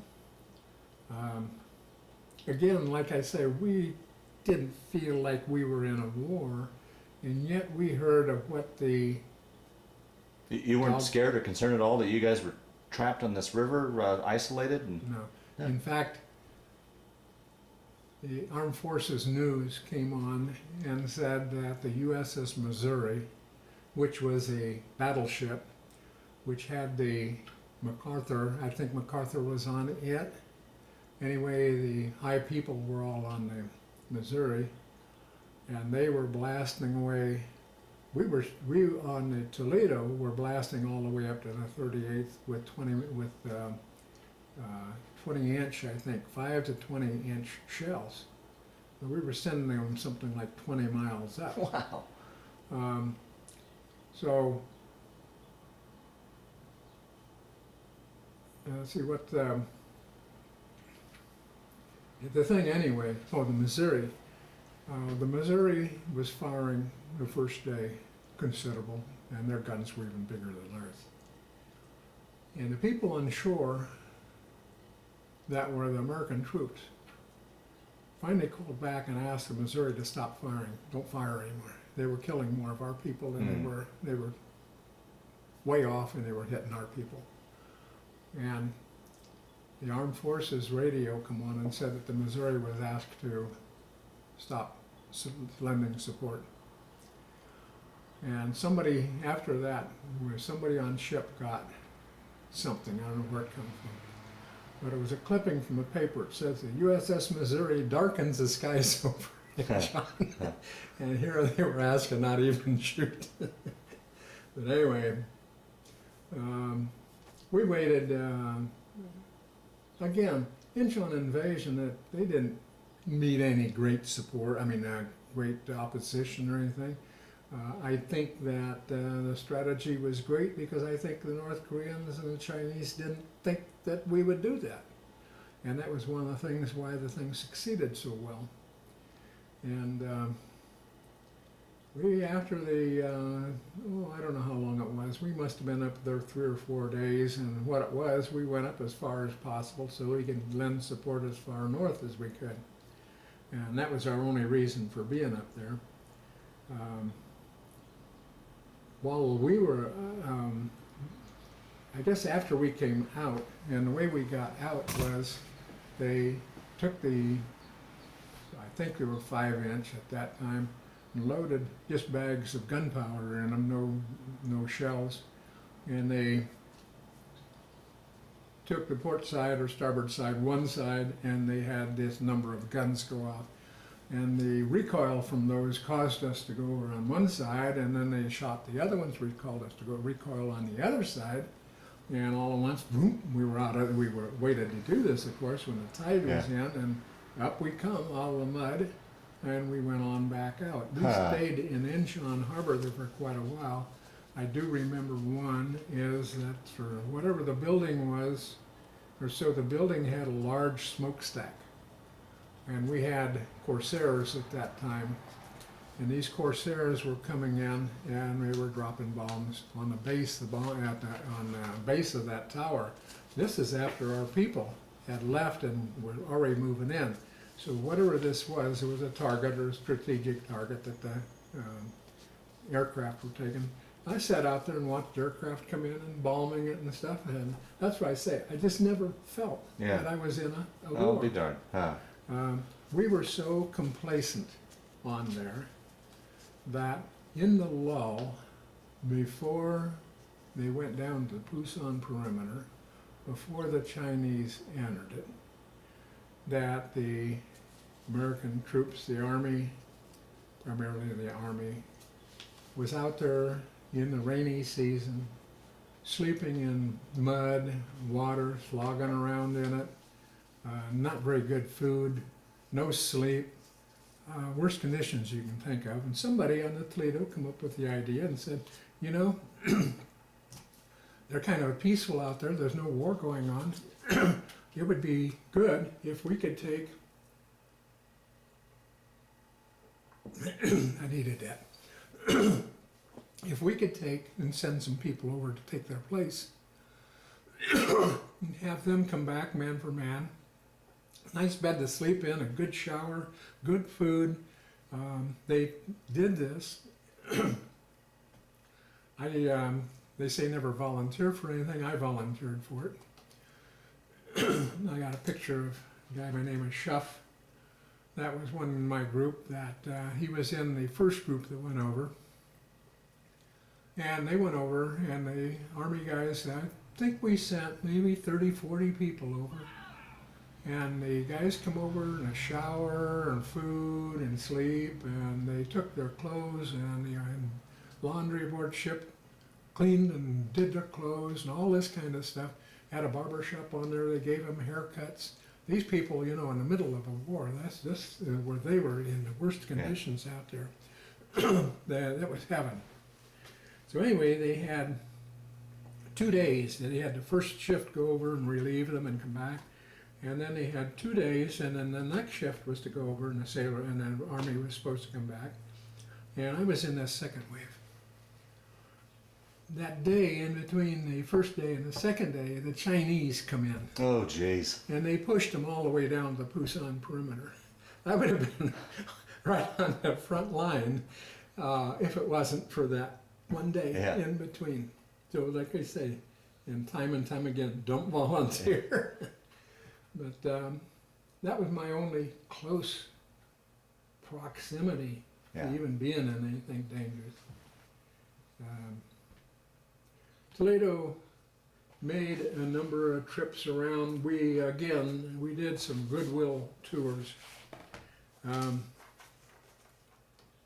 Going back, I just see here, there's a 45 years later, Veterans Remember Incheon Landing. Hundreds of people lined the streets of Incheon to cheer and applaud the battle. Oh, this is 45 later. 200 South Korean Marines armed for battle and stuff. They were there to show. This is afterwards, and they said that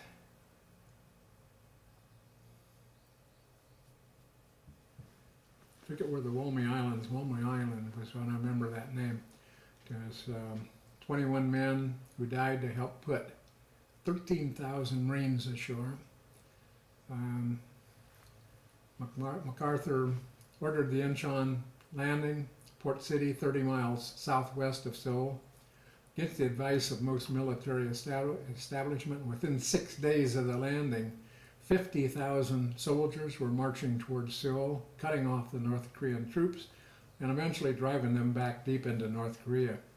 About 1.5 million U.S. troops fought along soldiers from South Korea and 14 other nations in this 50-53 Korean War against North Korea and Chinese. 54,000 people died, Americans died, 106,000 more were wounded, at least 400,000 South Koreans, and 1.5 million North Koreans and Chinese were killed, which this is really what they call the Forgotten War. And that was one of the questions I was going to ask you as a Korean War veteran. Do you feel slighted in that regard that you were forgotten? Not slighted. Comfortable with it, except that you're talking about these 54,000 people. I feel bad for them. Yeah. That people don't, they get into the dirty wars or whatever you want to call it, the Vietnamese War. It was so bad that it just overshadowed Incheon. If it wasn't for the Vietnamese War, maybe the Incheon War would have been a little, or the Korean War might have been a little different.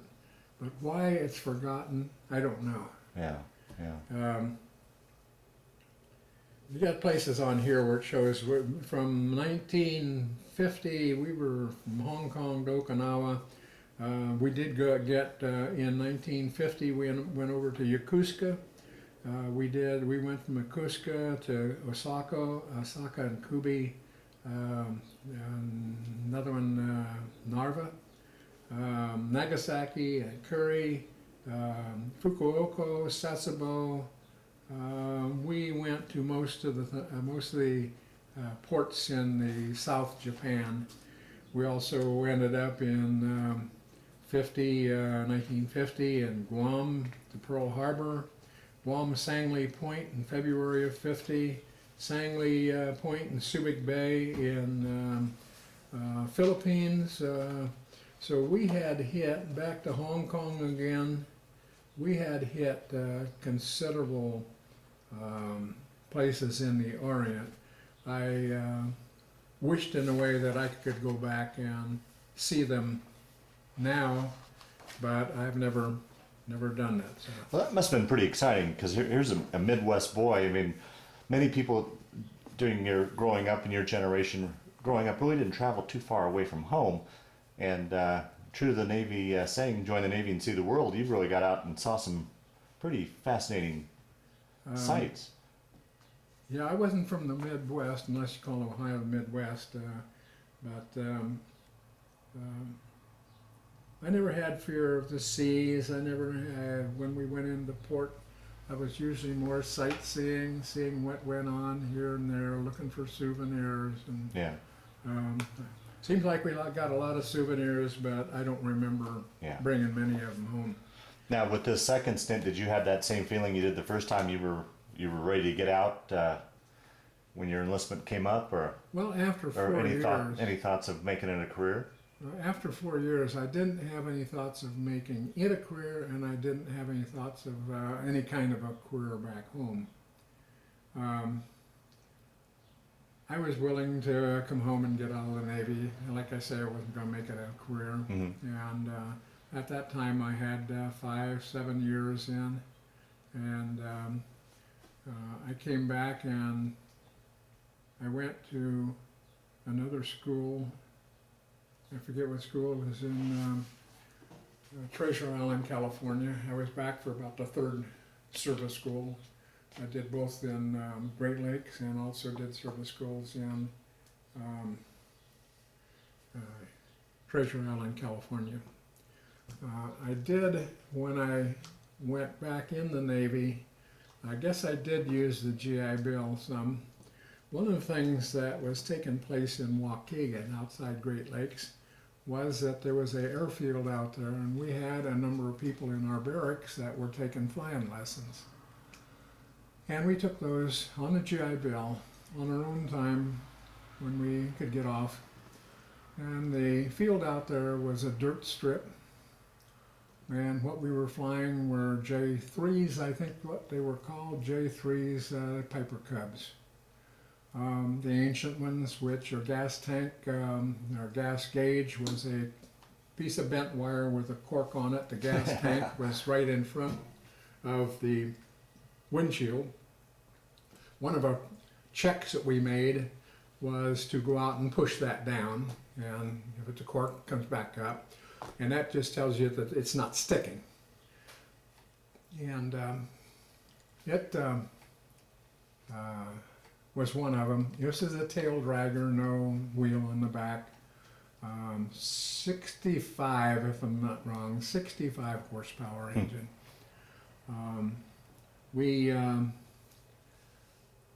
We'd go out, and my instructor was J.J. Johnson. I think I've got my old license there. And he would go out and say, okay, do this and that. Most of the time, the early times, two-seater, I'd be in the back seat, he'd be in the front, or sometimes it'd be in the front and he'd be in the back so he could watch what you're doing. And but mainly after you went through some ground school, which was not much, you went through, the first thing was landings and takeoffs. So we would just come in and touch down and take off, and come in and touch down and take off. Since we had a number of people in the barracks that were taking lessons, I'd say a number of them, I think 7 or 8 of them, we got talking about it in the barracks quite a bit. And one of the things that they always would say, whenever you get to spins and forced landings, don't worry about it, nothing to it. Well, that's negative psychology, or whatever you want to call it. Reverse. It's the only time that they ever give you a parachute. So this added to it. So you knew that there was some element of danger, and there was something other than this landings and takeoffs, which I just enjoyed. So went out there with J.J. Jones, I think his name was, and I went out and he said, well, let's go get a parachute. Well, okay. Whoa. Here it comes. And so I had scared myself into thinking this was going to be something more than it was. And we put the parachute on and everything, and I got in the back, he got in the front, and we went up to, I think it was 5,000 feet. And he says, I'll do this once, and then you do it. And he's talking, and he says, okay, we go up, and he pulls the stick back. I was watching, but I'm supposed to be holding on to it, and I'm supposed to have my feet on the pedals so that I can feel what he's doing, but he's the one doing it. Well, I'm sitting here, and I'm thinking, geez, I might freeze at this. Yeah. So I'm not holding the stick. I only got like this, but I'm not holding it. But he pulls it back, and it goes up, up, up. Pretty soon you start almost hear it like that, thumping. You're sitting there, and then what he does is his right rudder and a stick over at the side. And what you do is you go over off your tail and you go down. And by this time, I finally opened one eye, and I like, oh, this is great. You don't feel anything. You're going down, but you might as well be flying level. And he's looking out, and he said, you find a straight, narrow road or whatever, and you start counting. 1, 1.5, 2, and then at 3 you pull out. And he said how to pull out. I said, hey, this is great. There's nothing to this at all. This is great. It was real impressive. Just look down there and everything's really slowly evolving. So he said, gets up there, and he take it back up to 5,000. I take it back up. And he said, okay, you do it. And I said, well, wait a second. You do it once more. I says, I was a little bit apprehensive there. I said, you go ahead and do it. And he says, no. He says, you can do it. So, okay. I took it up there, I'm banging on the tail, and I did what I thought he did. I go half, one and a half, and I pull out, and he says, geez, what are we, don't do that again. I thought I was good. What's the matter? He's, look at your altimeter. I had dropped 200 feet and made 2 revolutions on it, which is about enough to tear the wings off of it. But anyway, after that it was no problem. It took me maybe 1,000, well I won't say 1,000, maybe 500, 600, 700 to make 2 rotations and back out. And I liked that so well that after that, instead of just doing landings and takeoffs, the other one was forced landings, which is to go up and he would take and throttle all the way back. The engine is just popping. And you're supposed to look and find a clear spot. And we're only 600, 700, 800 feet, maybe 1,000. We're not very high. And so you look around and find one, and you take the aircraft, and you can usually, it's almost like a glider. You can almost take it with no power and turn it around and stuff and bring it in. And you go down and almost land it, but then he'll take and gas it up and we'd take off. I started, after that, I didn't go out and take landings and takeoffs. I would take and I started doing spins and I started doing stalls and I was doing all this kind of stuff. So you take your book back at the end of the week and you've listed each day what you've been doing and how many hours you've been doing it. And Jones, J. Jones, he would take and he would sign off on it. And he looked and he said, oh, geez, you're not supposed to be doing that without an instructor with you? I didn't know. He didn't say that. He didn't say don't do it. But he signed them off. And the thing was, there was more element of danger there than anywhere I had, I think, in the field. There was the runway being dirt had a slant on it, and then it was level. And back here in the corner where that was a farmer's field, and he had cattle in there. They were milking cows. Being Great Lakes, this is Wisconsin. And we would try, one of the things we found in talking back and forth and everything, one of the things was to see if we couldn't touch down on that hill going up on the runway. Instead of touching down way down here.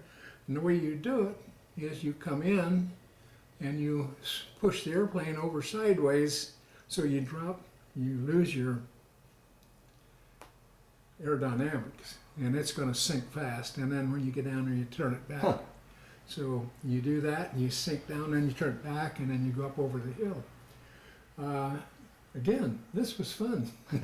So between that and the landings and the takeoffs and forced landings and stuff I wasn't supposed to be doing, I was doing that.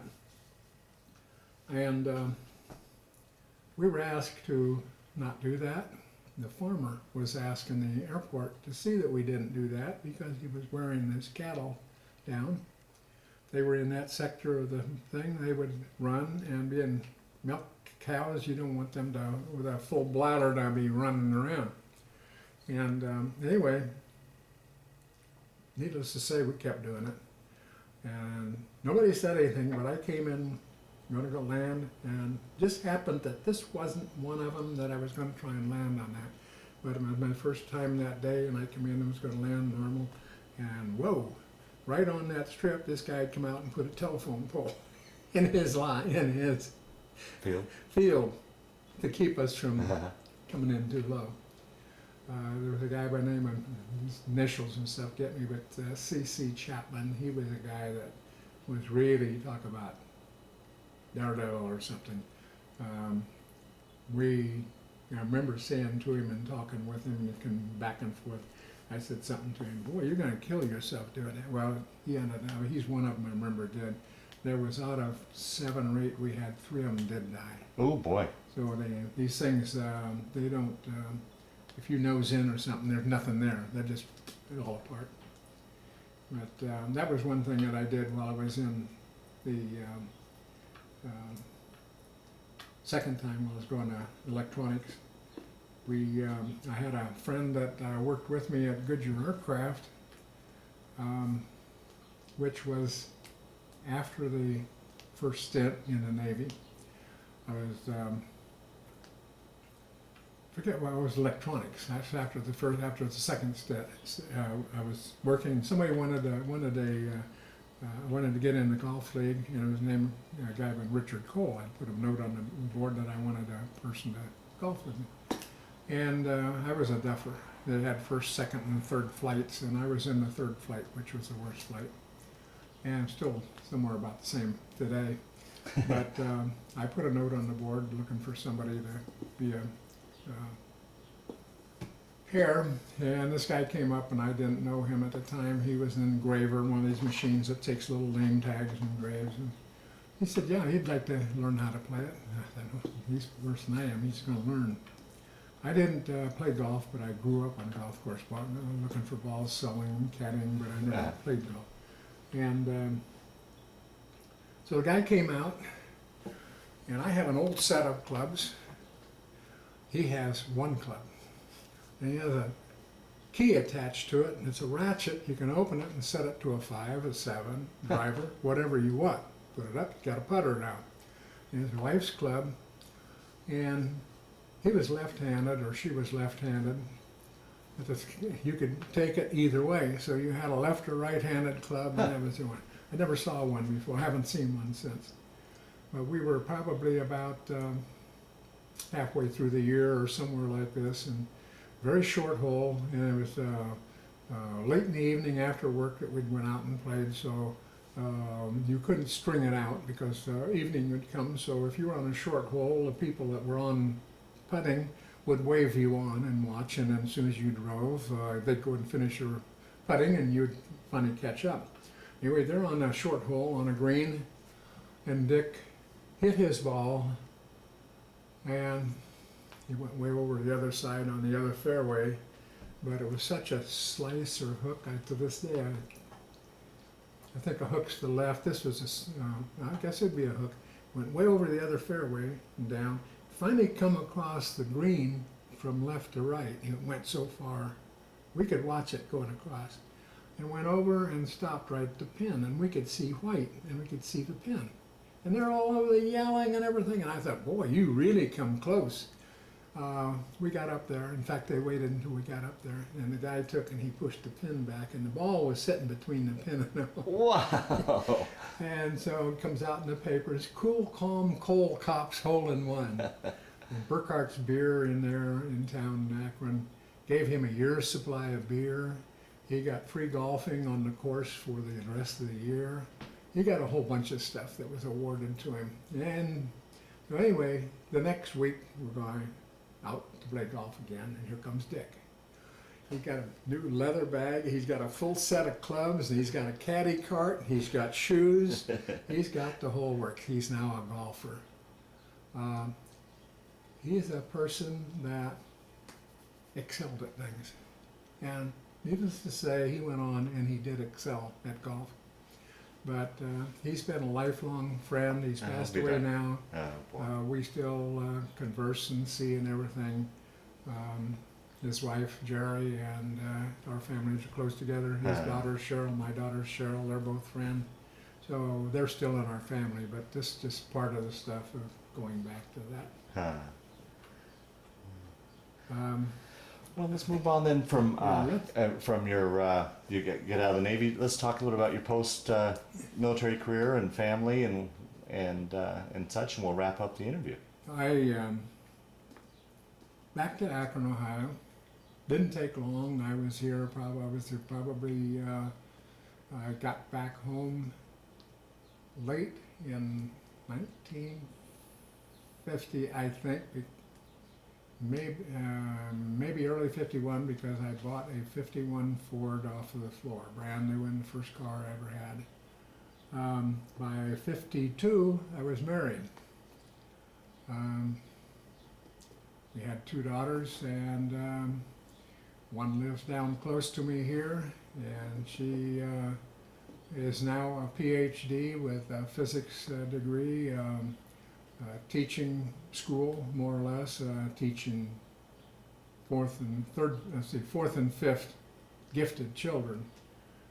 Mainly, not that she couldn't get work, mainly because she wanted to stay close to my grandson, her son, because he's another gifted person, and at this thing of no child left behind, that's exactly where the gifted kids were. Everything went to foreigners that couldn't speak the American language, or people who had problems that for some reason or other could not function.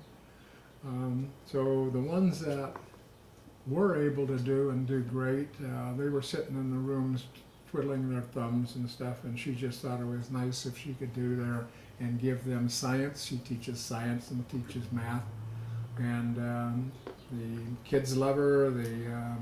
She's tried to quit twice now, because now the sons and her son, my grandson's in high school this year.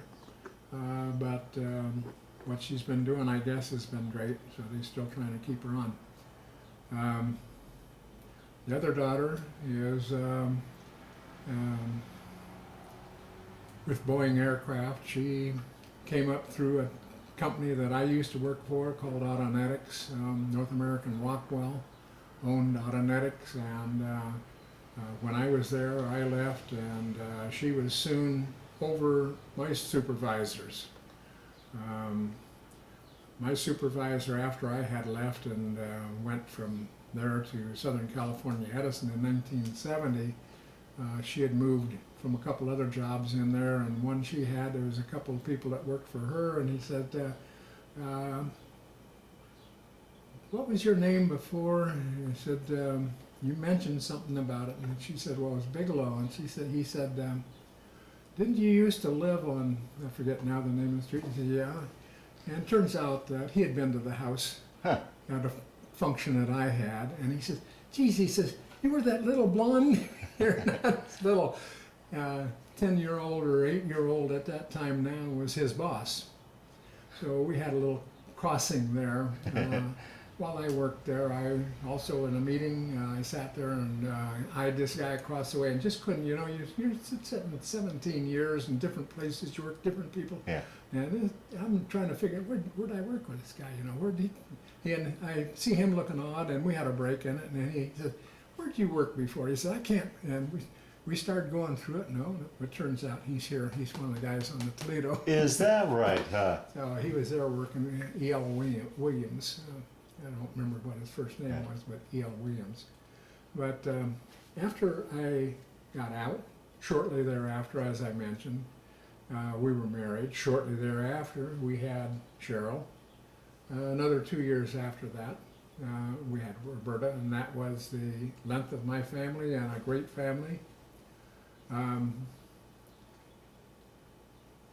was working again in this Zeppelin hangar for some reason or other, and I was working for Goodyear Aircraft, and I was breadboarding different things that they were researching on. And breadboarding at that time was not microchips and stuff. It was taking sockets and putting them into a chassis and wiring filaments and whatnot for tube operations and stuff, and other type of things.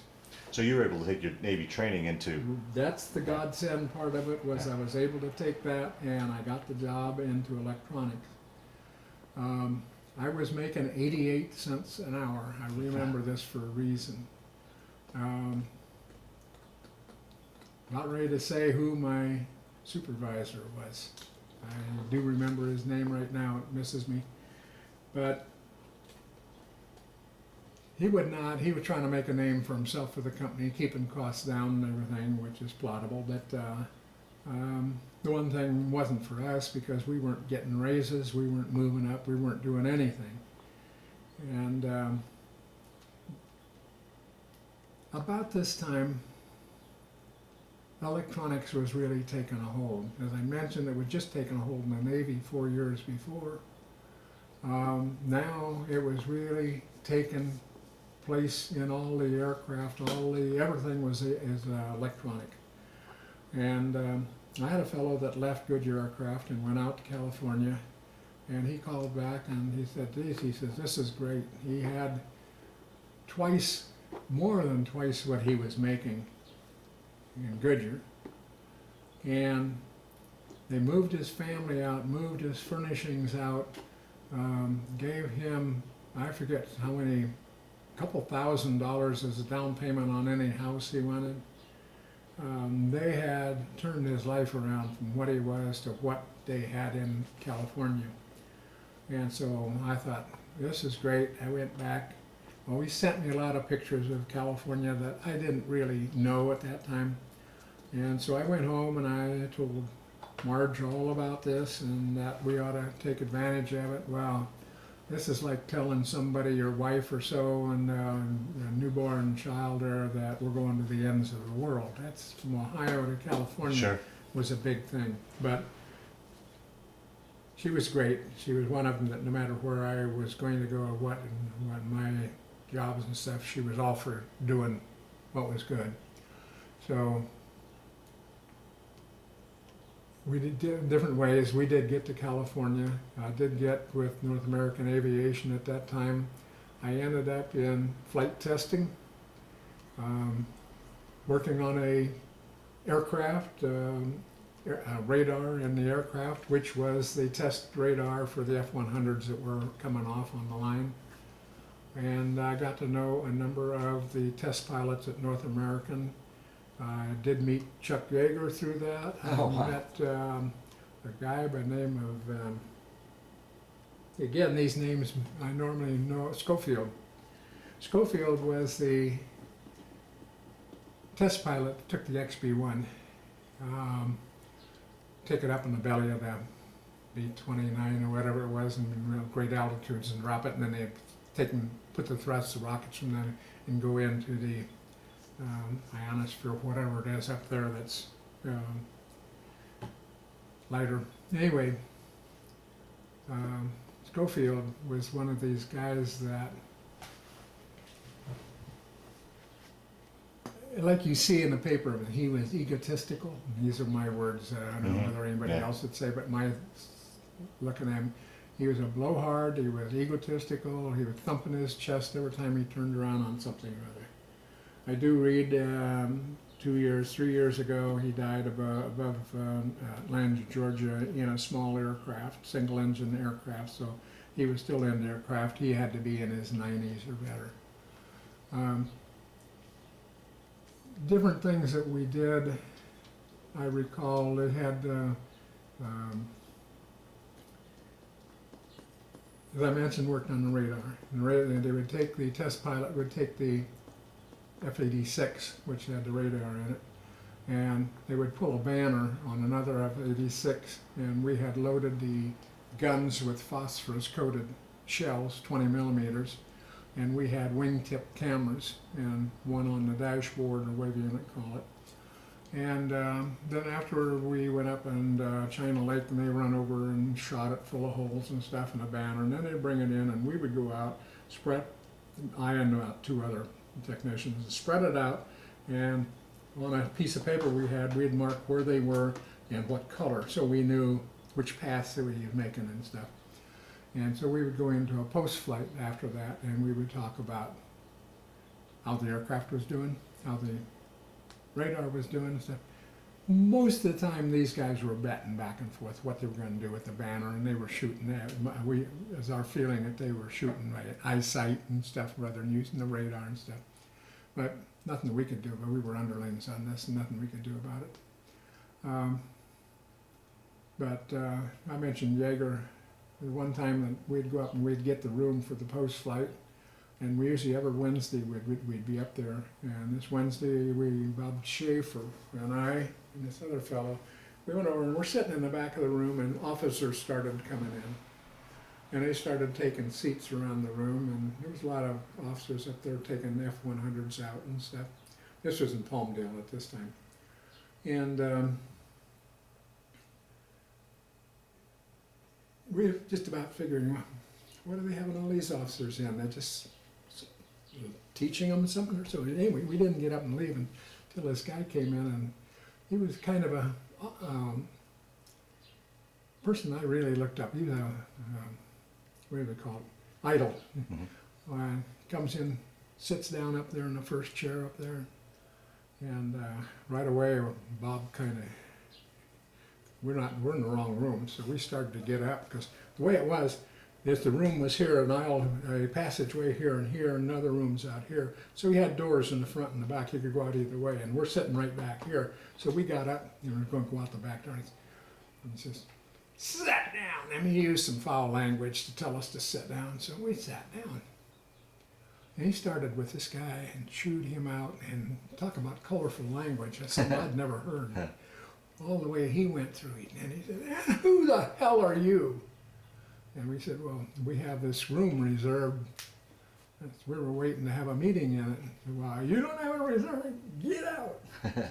And that was my insight of him. And I thought, boy, anyway, about maybe a week later, walking down the hall again with my two people that I worked with all the time there, and he come along, a smile on his face, and he stopped us and he apologized for taking our room and also for being so abrupt with us.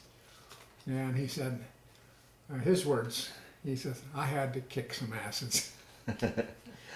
And he apologized for it and everything. And he's just the person that I thought I'd seen before. Yeah, I saw him one other time, and that was the only time that I'd ever seen him or so. But we had some of the test pilots up there. The Schofield that I mentioned. I don't know what we're doing, but the test facility was at Los Angeles International Airport. We were going up to Palmdale, and usually they had an aircraft that went up there with other people in it for different reasons. And the hangar supervisor and Schofield and myself and a Air Force lieutenant. I and the Air Force lieutenant was in the back seat of a four-seat Cessna with a brand new Cessna they just took.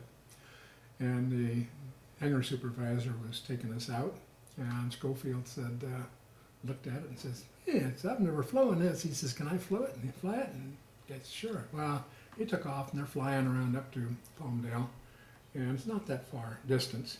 And the guy over here, he's fallen asleep already, the guy. I'm sitting in the back now, and these two guys up there. And we get up, and they've had some lightning strikes on the mountains that are north of Los Angeles. And they had little forest fires, little fires, and they're fighting them and stuff. Right on the other side, you can see Palmdale down there.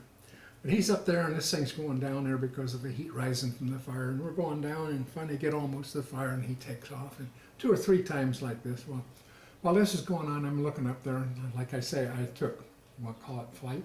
I don't know, I took the flight lessons up there early. This thing's way, way advanced to that. And I'm looking up there, and here's the gas gauge. Fuel. And it's got a normal color, I don't remember what it was. And then it comes down, and there's a red color, and then there's a black color. This one's running down there in the black color, and I figure, well, maybe that's not the one they're using. I look over, and I don't see another one. And I'm about to say, "Hey, about your gas?" And here's an F-100 pilot. Yeah. Here's a hangar supervisor. Here's the guy that XB-1. Am I going to tell them there's no fuel with my little? I didn't say anything, but I keep going back to that. Anyway, they done playing around with the fires, and he goes down over the side, lands, taxis over, and just going through the gate to the North American facility there. Carves out. Wow. And Schofield looked over at the hangar supervisor, and the only thing he says, "You ever put any gas in these?" And here, again, never volunteer. I look at that, and I'm going to speak up the next time. But that was part of my experiences with the flight test. There wasn't a lot going on. We just kept, every week, we'd go up and go through this rigmarole, and it was very exciting, that part. How long of a career did you have then with them?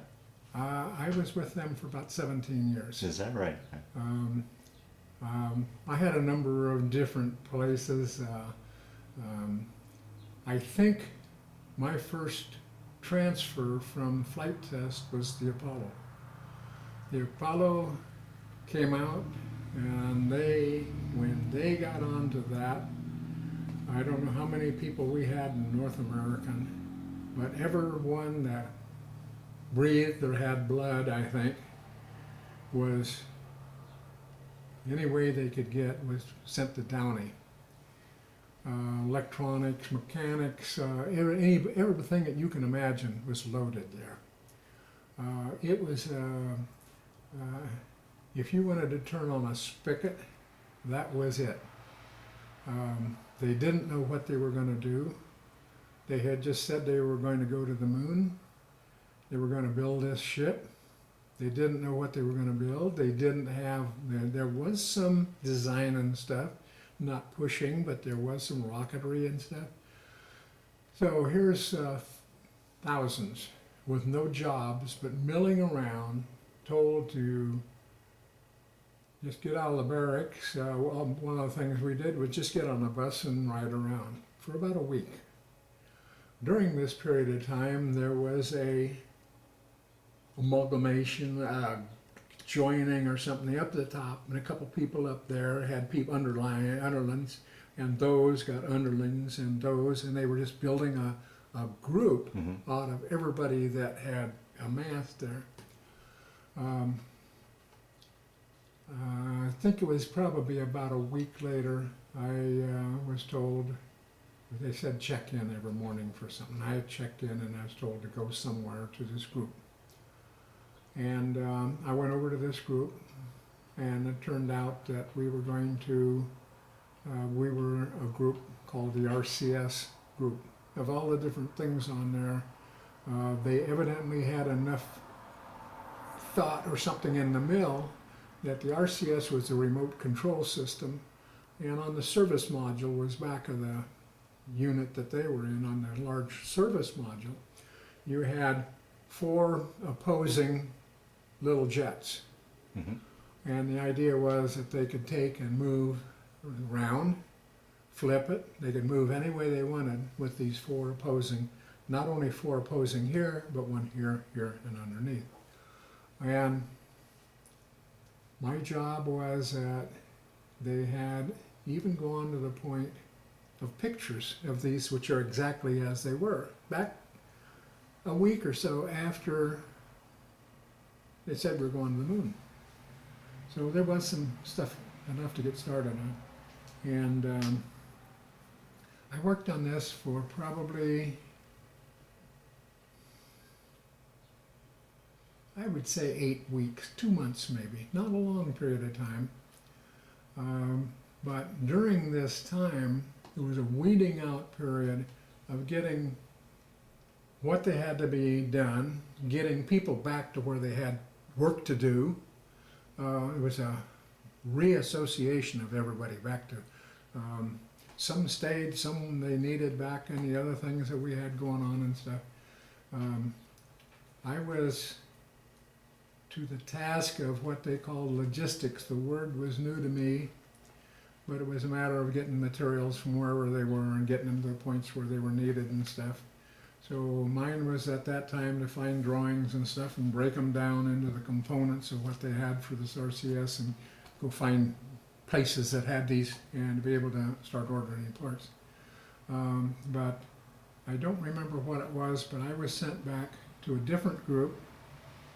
I don't recall exactly which group that I was that I went back to, but that was my probably 3 weeks, 4 weeks associated with the Apollo, which wasn't that great.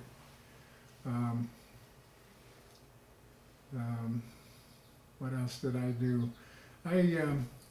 One other thing with them, I enjoyed my work. I liked what I was doing, but I was doing mostly support with engineers. What they would want something, we would build it, or we would test it, we were doing something. So you really enjoyed your work, and then we there. You said you were there with him for 17 years. I was there until 1970, and at that time, things like they are now. 1970 was not a good year. I was busy all this time, so I never knew what a good year or a bad year was. People working today, full job going on, they don't know how bad this recession is because they got their mind on the work and everything. It doesn't affect them. That was the way it was with me, and I had just been, you're talking about different things, I went to not Colorado, but Columbus, Ohio for about a year and managed a repair facility there on the aircraft that they had. They had a North American aviation place in Columbus, Ohio. Later on, they had me repping in Sanford, Florida, which is Sanford Naval Air Station.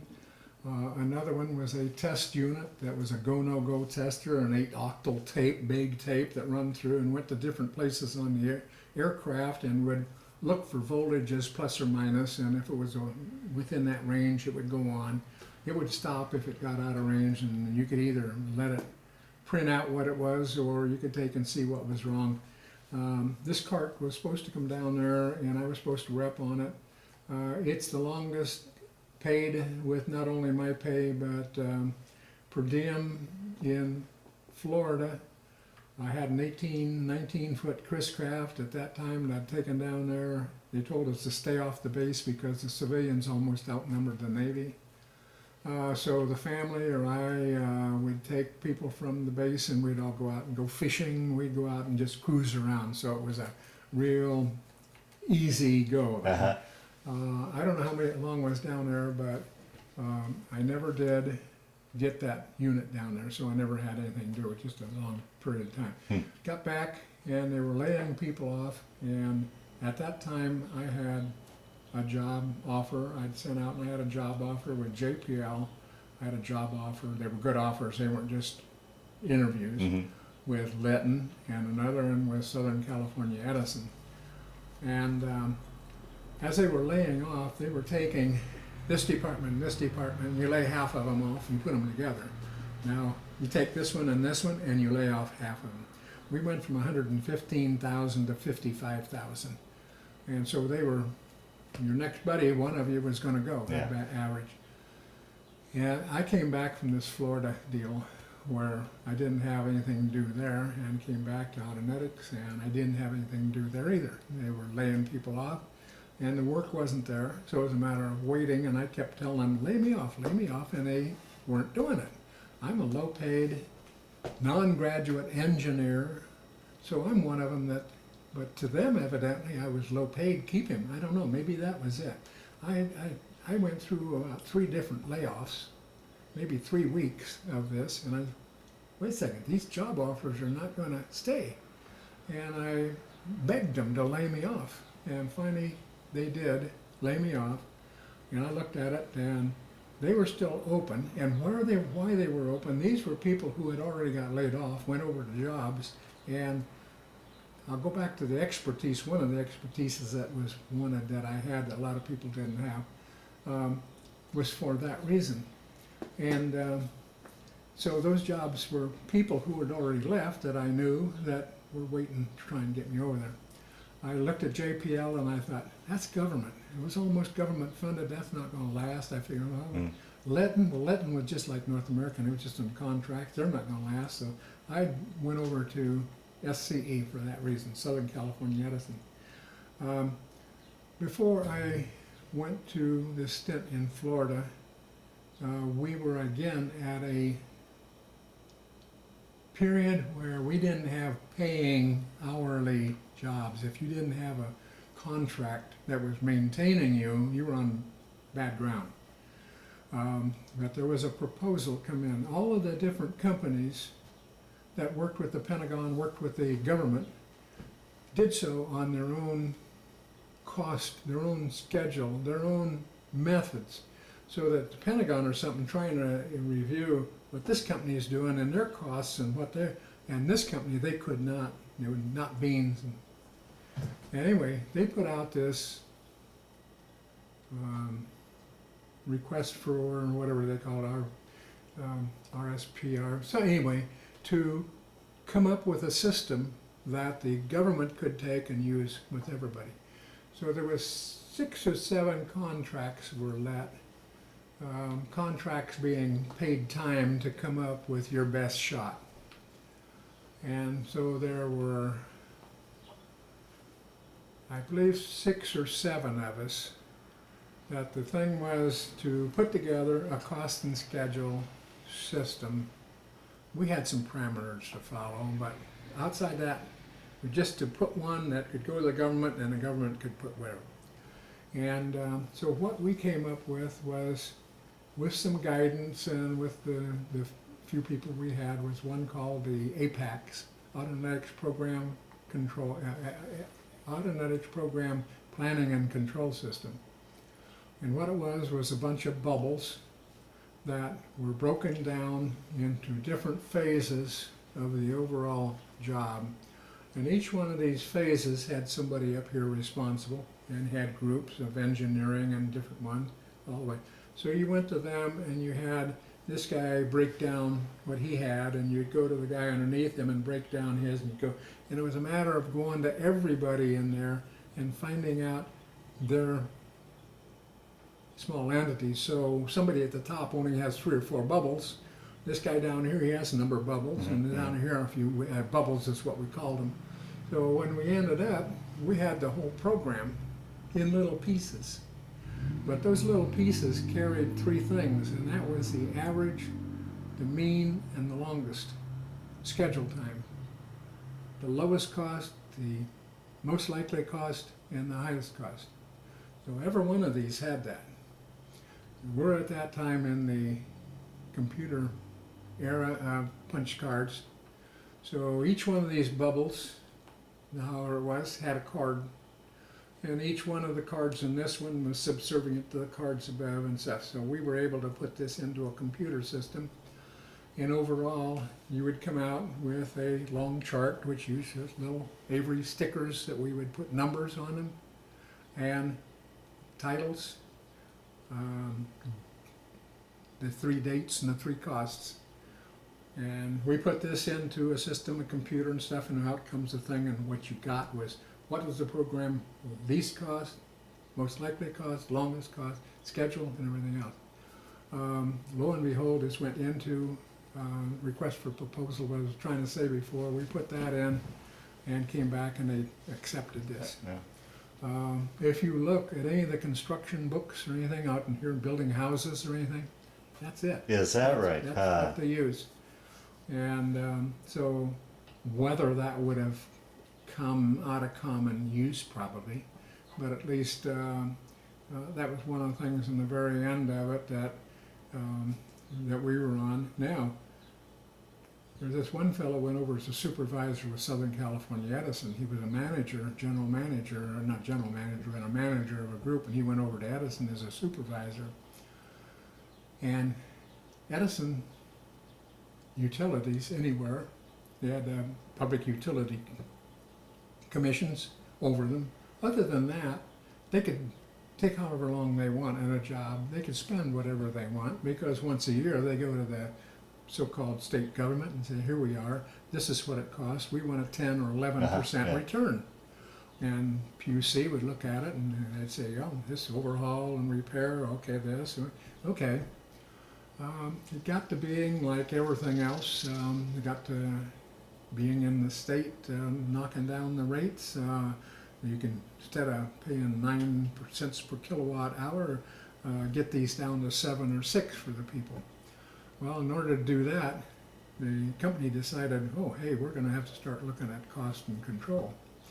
And we had both the plants, power plants, and transmission lines, and then we had a construction crew that worked those two. And so we had a guy by the name of C.C. Reed that was over the cost, and I was over the schedule. I was brought in to start a scheduling department. And I started the scheduling department, but that wasn't what I liked to do. I didn't like to manage, and I liked to do, but not be over it. So I finally got them talked into take the scheduling and put it over here under Reed, where you have cost and schedule together, because I don't think you should keep those two separate. They're one and the same. So they did that, and I went back just to being a cost and schedule engineer for Edison for another 12 years after that. And worked at Barstow, California, putting in 2 or 3 combined cycle plants right across the street from, you might say, it's a couple acres, across from the solar power plant that a bunch of mirrors would automatically, computer controlled, up on a steam turbine up in the air, and it would turn white hot in the air. It would generate steam, run a generator down below. I was out in California this last December, and I found out at that time, and during December, they took that whole unit down. It's been gone for some 20 years or something like that, and they were just tearing everything down when I was out there. I'd worked on that, and I'd worked on a number of things. Again, interesting thing. Get into combined cycle generation, which is taking a gas turbine, the same as which were in the jet engines, and you'd have two of those, and then they would have generators on the end being driven, and the waste heat from the heat of those would go into a steam turbine, so you had 3 units of generation with each one. Up in Barstow, California, we put in four units, which means that there was 4 steam turbines and 8 gas turbines. We put 500,000, 500,000, I guess,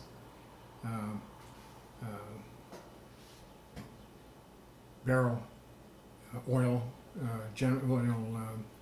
tanks up there. I worked in a couple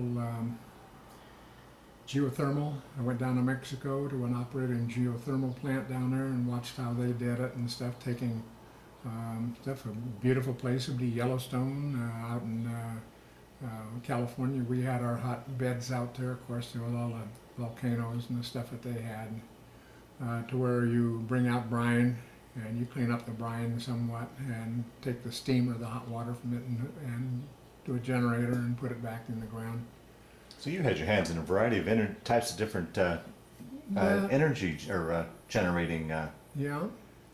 And you were at Edison for 12 years? I was with them in engineering as a cost and schedule engineer. We had little units set up that we'd have a project engineer, project secretary, a cost engineer, cost and schedule engineer, an engineer, one other one. But we were a nucleus unit where we would be fed different things to do. One of them we were doing was small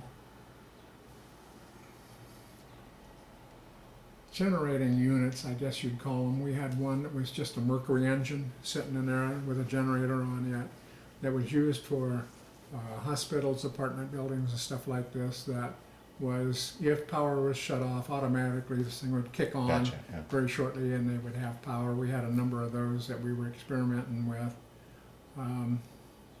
There was a lot of stuff. It went from one thing to the other. We had in Long Beach, California, we had a generating station down there that they took the generators out way back and put them on the ships in World War II. So we had the unit down there in the facilities, and one big thing is being able to have the lines to take this out. Well, we had that. So we went down to the old building and put in a couple more combined cycle generating stations. We went up by Santa Barbara, where they were building homes, which all over the place, and we had on the corner, we had a brick house. And in this brick house, it was the same, how they made, almost everything the same. This was almost the same as the one next door, and almost cookie cutter. But this brick house, what it had inside of it was a big jet engine. And it was insulated so that it didn't make that much noise on the outside, and it had a bit large overhead to be able to vent it and whatnot. And Santa Barbara is kind of separated from the Los Angeles area by a lot of wooded area. Not necessarily wooded, but vegetation area. Invariably every year they ended up with large fires. And these fires cut off power to Santa Barbara. And I'm about ready to say the town Ogilvy. Anyway, this was into a house, and it was one of our units that would supply power to probably a couple miles around their houses. And it was a test thing that if this thing was able to it, then they would put them within Santa Barbara, so when their power went out, they'd be out for sometimes a day or more. And so these were their answer to maybe to curb the power from that. Got into that. I was a cost engineer for maybe a year and a half at San Onofre Nuclear Generating, and we had one atomic plant at that time, nuclear plant, and we put in 2. And it was, again, what I was doing at that time, one of my jobs was to write a weekly report to the chief engineer. And he was the vice president of Edison, one of the number, but he was over engineering. And I had to write a report that covered all of the outlying generation and power plants. So our fax machine at that time was a carbon paper that got burnt in arcs, and it was only good for, I think, 3-4 hours, and after that you couldn't even read it. So I had to gather those in the morning, and there was no room off to the side. There was so much ozone in it, nobody could live near it. But one of my jobs was doing that. The other was cost engineer, was not only on San Onofre, but out at Barstow and a couple other places. So my job didn't say 8 o'clock at Barstow and leave at such and such. I would get up, and I'd general offices in the middle of Los Angeles at that time, and I could go into the general office, or I could go down to San Onofre. I had to make these different places, and it was a matter of, like, San Onofre, you don't go down and work 8 hours or so, you go down and fulfill what you had to do. And what you had to do is you had a number of contracts. They might be the contract for cement or wiring or something else. And these contracts, you were responsible in the cost and schedule to see that the 2 things. One, the contract was met. How much of the contract did they do today? So you signed off so that they would get paid, and so that you made sure that you were the watchdogs on what was happening here. So in order to do that, you didn't need 8 hours at San Onofre. You'd go down and you'd work an hour or 2, go out and visit the site and see what's been laid as concrete. My mind was concrete. And see what was laid in concrete, where they were going to do tomorrow or the next day, kind of what's happened, what's going to happen, how many cubic yards of concrete was laid. These kind of things that you could fulfill and sign off on what they were doing to get for them to get paid. While I was there, those 2 units cost Edison $4.2 billion for the 2 units. Wow. And a good portion of that I signed off to one fellow, which was with Edison. He was the check writer.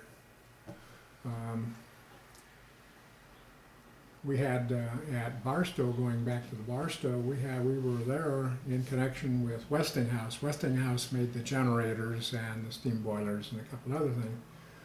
We got the generators there before we were ready for them. We took those out and we put them in a bag containing nitrogen, I think it's hydrogen anyway, to protect them from the elements outside, and we had a meter on them to see that they were pressurized, keep rust, dust, and everything off of them until we could use them. So they were setting up at Jake's crane and rigging in Las Vegas. So every week I had to make a trip to Las Vegas, and I wasn't one for gambling or this kind of stuff or living it up like that, but I'd go up there on a Saturday morning, and with another guy or so we'd drive up and we'd go read the meters, see the meters were all up, and that's about it, and come back. So those were jobs there that were, again, little different oddities. Again, I didn't have to go in every morning to here or there. As I was mentioning, in different places, I could devote my time if I felt like it. Well, shoot, I'm going up to Barstow instead of down in San Onofre, and worked out real well. It was just a real nice job. So then from there, you mentioned, as we were talking, you got in the printing business. Did you retire from there and go into the printing business then?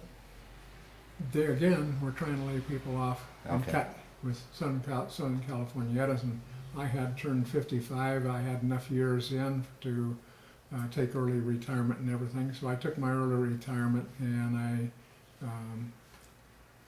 looking for something to do, got into the printing business, which was an excellent place at that time. Marge, Cheryl up here, worked in it. She was a graphics artist. We had it for about 11 years. And as things go, if you, well, the school that we went to for printing for Sir Speedy was that it took you about a year and a half to the break-even point to where you're not putting money out, you're starting to make your first dime. We were less than 9 months when we went across that point. We had, right across the street from us, we had Everett Companies. Everett Company was the biggest one here for realty. We had all of the real estate deals, we had all of Everett, we had quite a bit of stuff from the school, we had, oh geez, you name it, we had customers all over town. And we were not the cheapest, and we didn't try to be. One thing we did try to do though, and that's still under, is you put out quality, nothing but quality. Marge's job, she did whatever she thought her job was, but what she did, that job was done over here. She would go through and she'd leaf through every one that was printed to make sure there's no misprints, no smudges, no nothing. Envelopes, letterheads, whatever it was. And if there was something wrong, we printed one that was supposed to be red and black. Didn't know it until the fellow picked it. I was going to pick it up. We had one of the best, and again, this is common knowledge, not my feeling. We had one of the best pressmen around. And I tried to give him the business when I quit. I couldn't get him to take it. But he overlooked that it was a two-color, and he put the one color on and called it quits. And the guy came in, he was just opening up a new business, and this is all his envelopes, letterheads, business cards, everything. And he was fit to be tied. Here it was Friday night, he needed this for over the weekend, something or other. Monday was especially, he was uptight.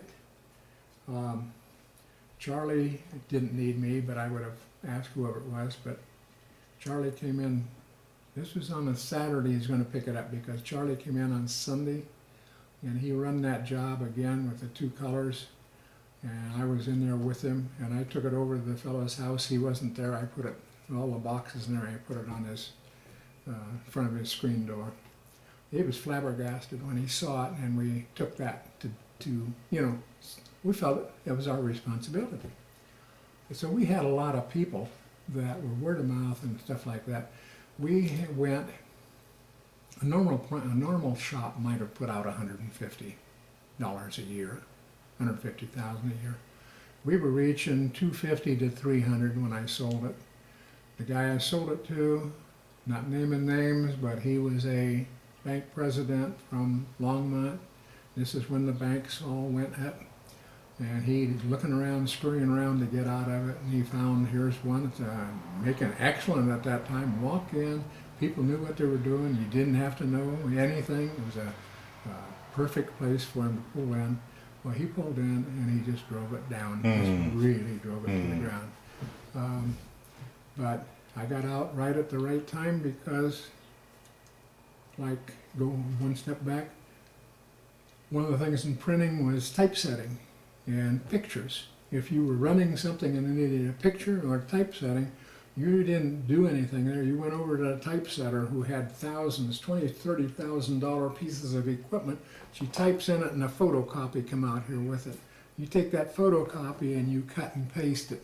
Now you got what you call a original. You put that original into the camera. The camera is a huge thing that takes it and prints whatever you got on there on an aluminum plate.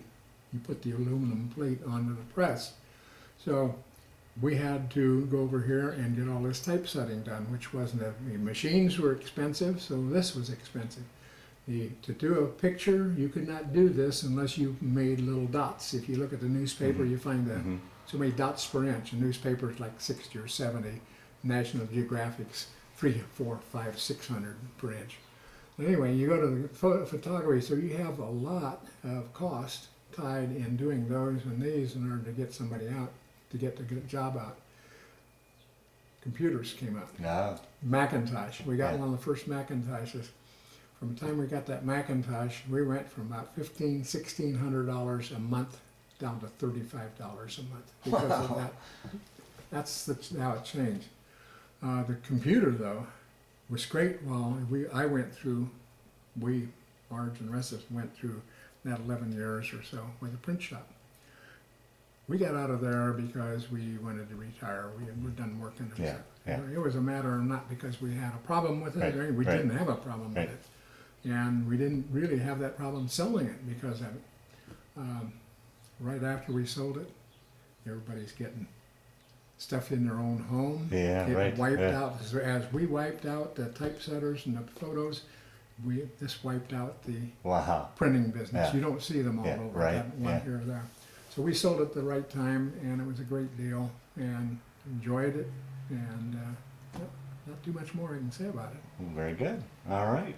Well, we'll wind down this interview. Anything I left out that I didn't ask you that you wanted to talk about, just so that we've more or less rounded out your story as best we can. I think we've pretty much captured everything, but if there's anything I didn't ask you or you remember now that you want to talk about. One question I do like to ask, through the years between your two ships, did you ever keep in touch with any shipmates or go to any sort of reunions, anything like that? No, there was never any reunion that I know of. I had kept track a little bit of people who were still in Ohio. Mm-hmm. There was a couple of them that I knew in Florida, a couple around, but over the years it kind of died out. You don't see, you just finally, you don't send cards anymore, you finally Right. die out. Right. The only other thing I might say is, after all said and done, the things that I do today to keep myself busy, I'm with the Lions Club. And there's a lot of things that go on with the Lions Club. The one thing, this is the Levelland Lions Club, even though I'm here in Fort Collins, is that they have a train owned by the city. Oh, right, yeah, the North Park. And we have maybe roughly 25,000 rides a year on that.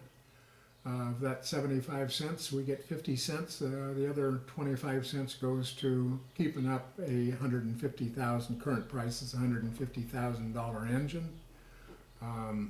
The cars are in around 20,000, 25, is because it's a half-size replica of a Right. real one. So Yeah. all of these are forged to one of a kind, and you just don't go down to Lowe's and pick them up or somewhere.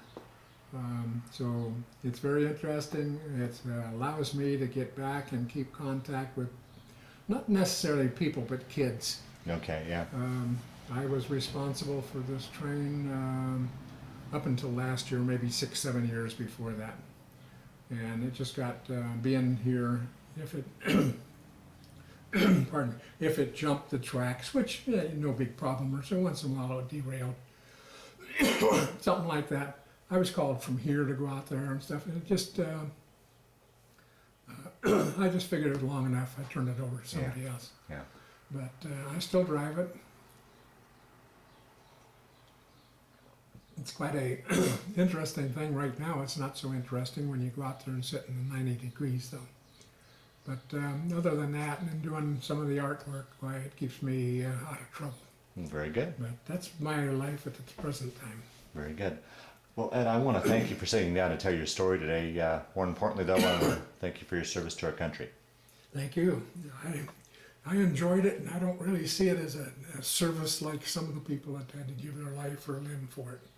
And it's really them that really, really need to give our credit to. You still did your part. Yeah, I hope to think. I think that way a little bit. Thank you.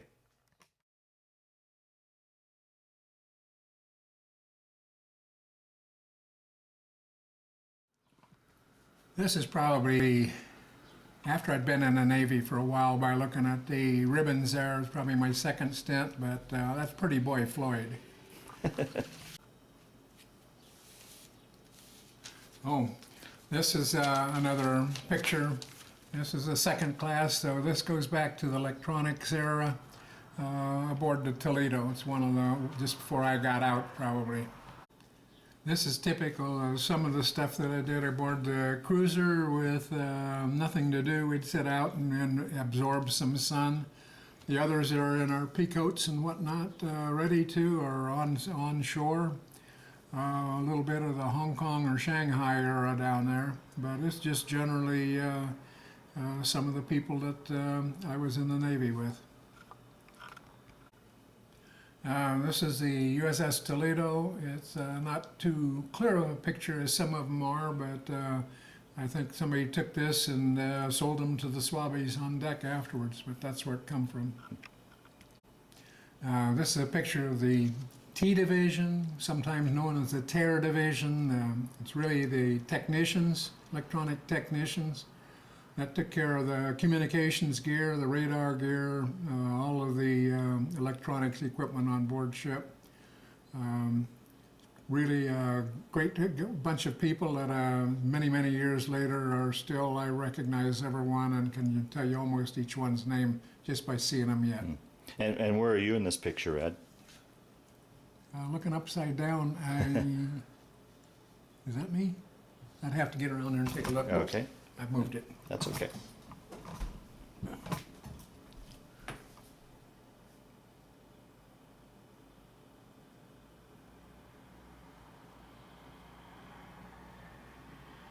Oh, here. Right there. Okay.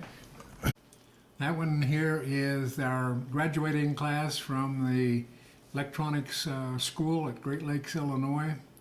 Down there I noticed it's 1248, so that means that that's during December 48 that we graduated. Again, where I am in that picture, I'm not sure. This is North American Aviation.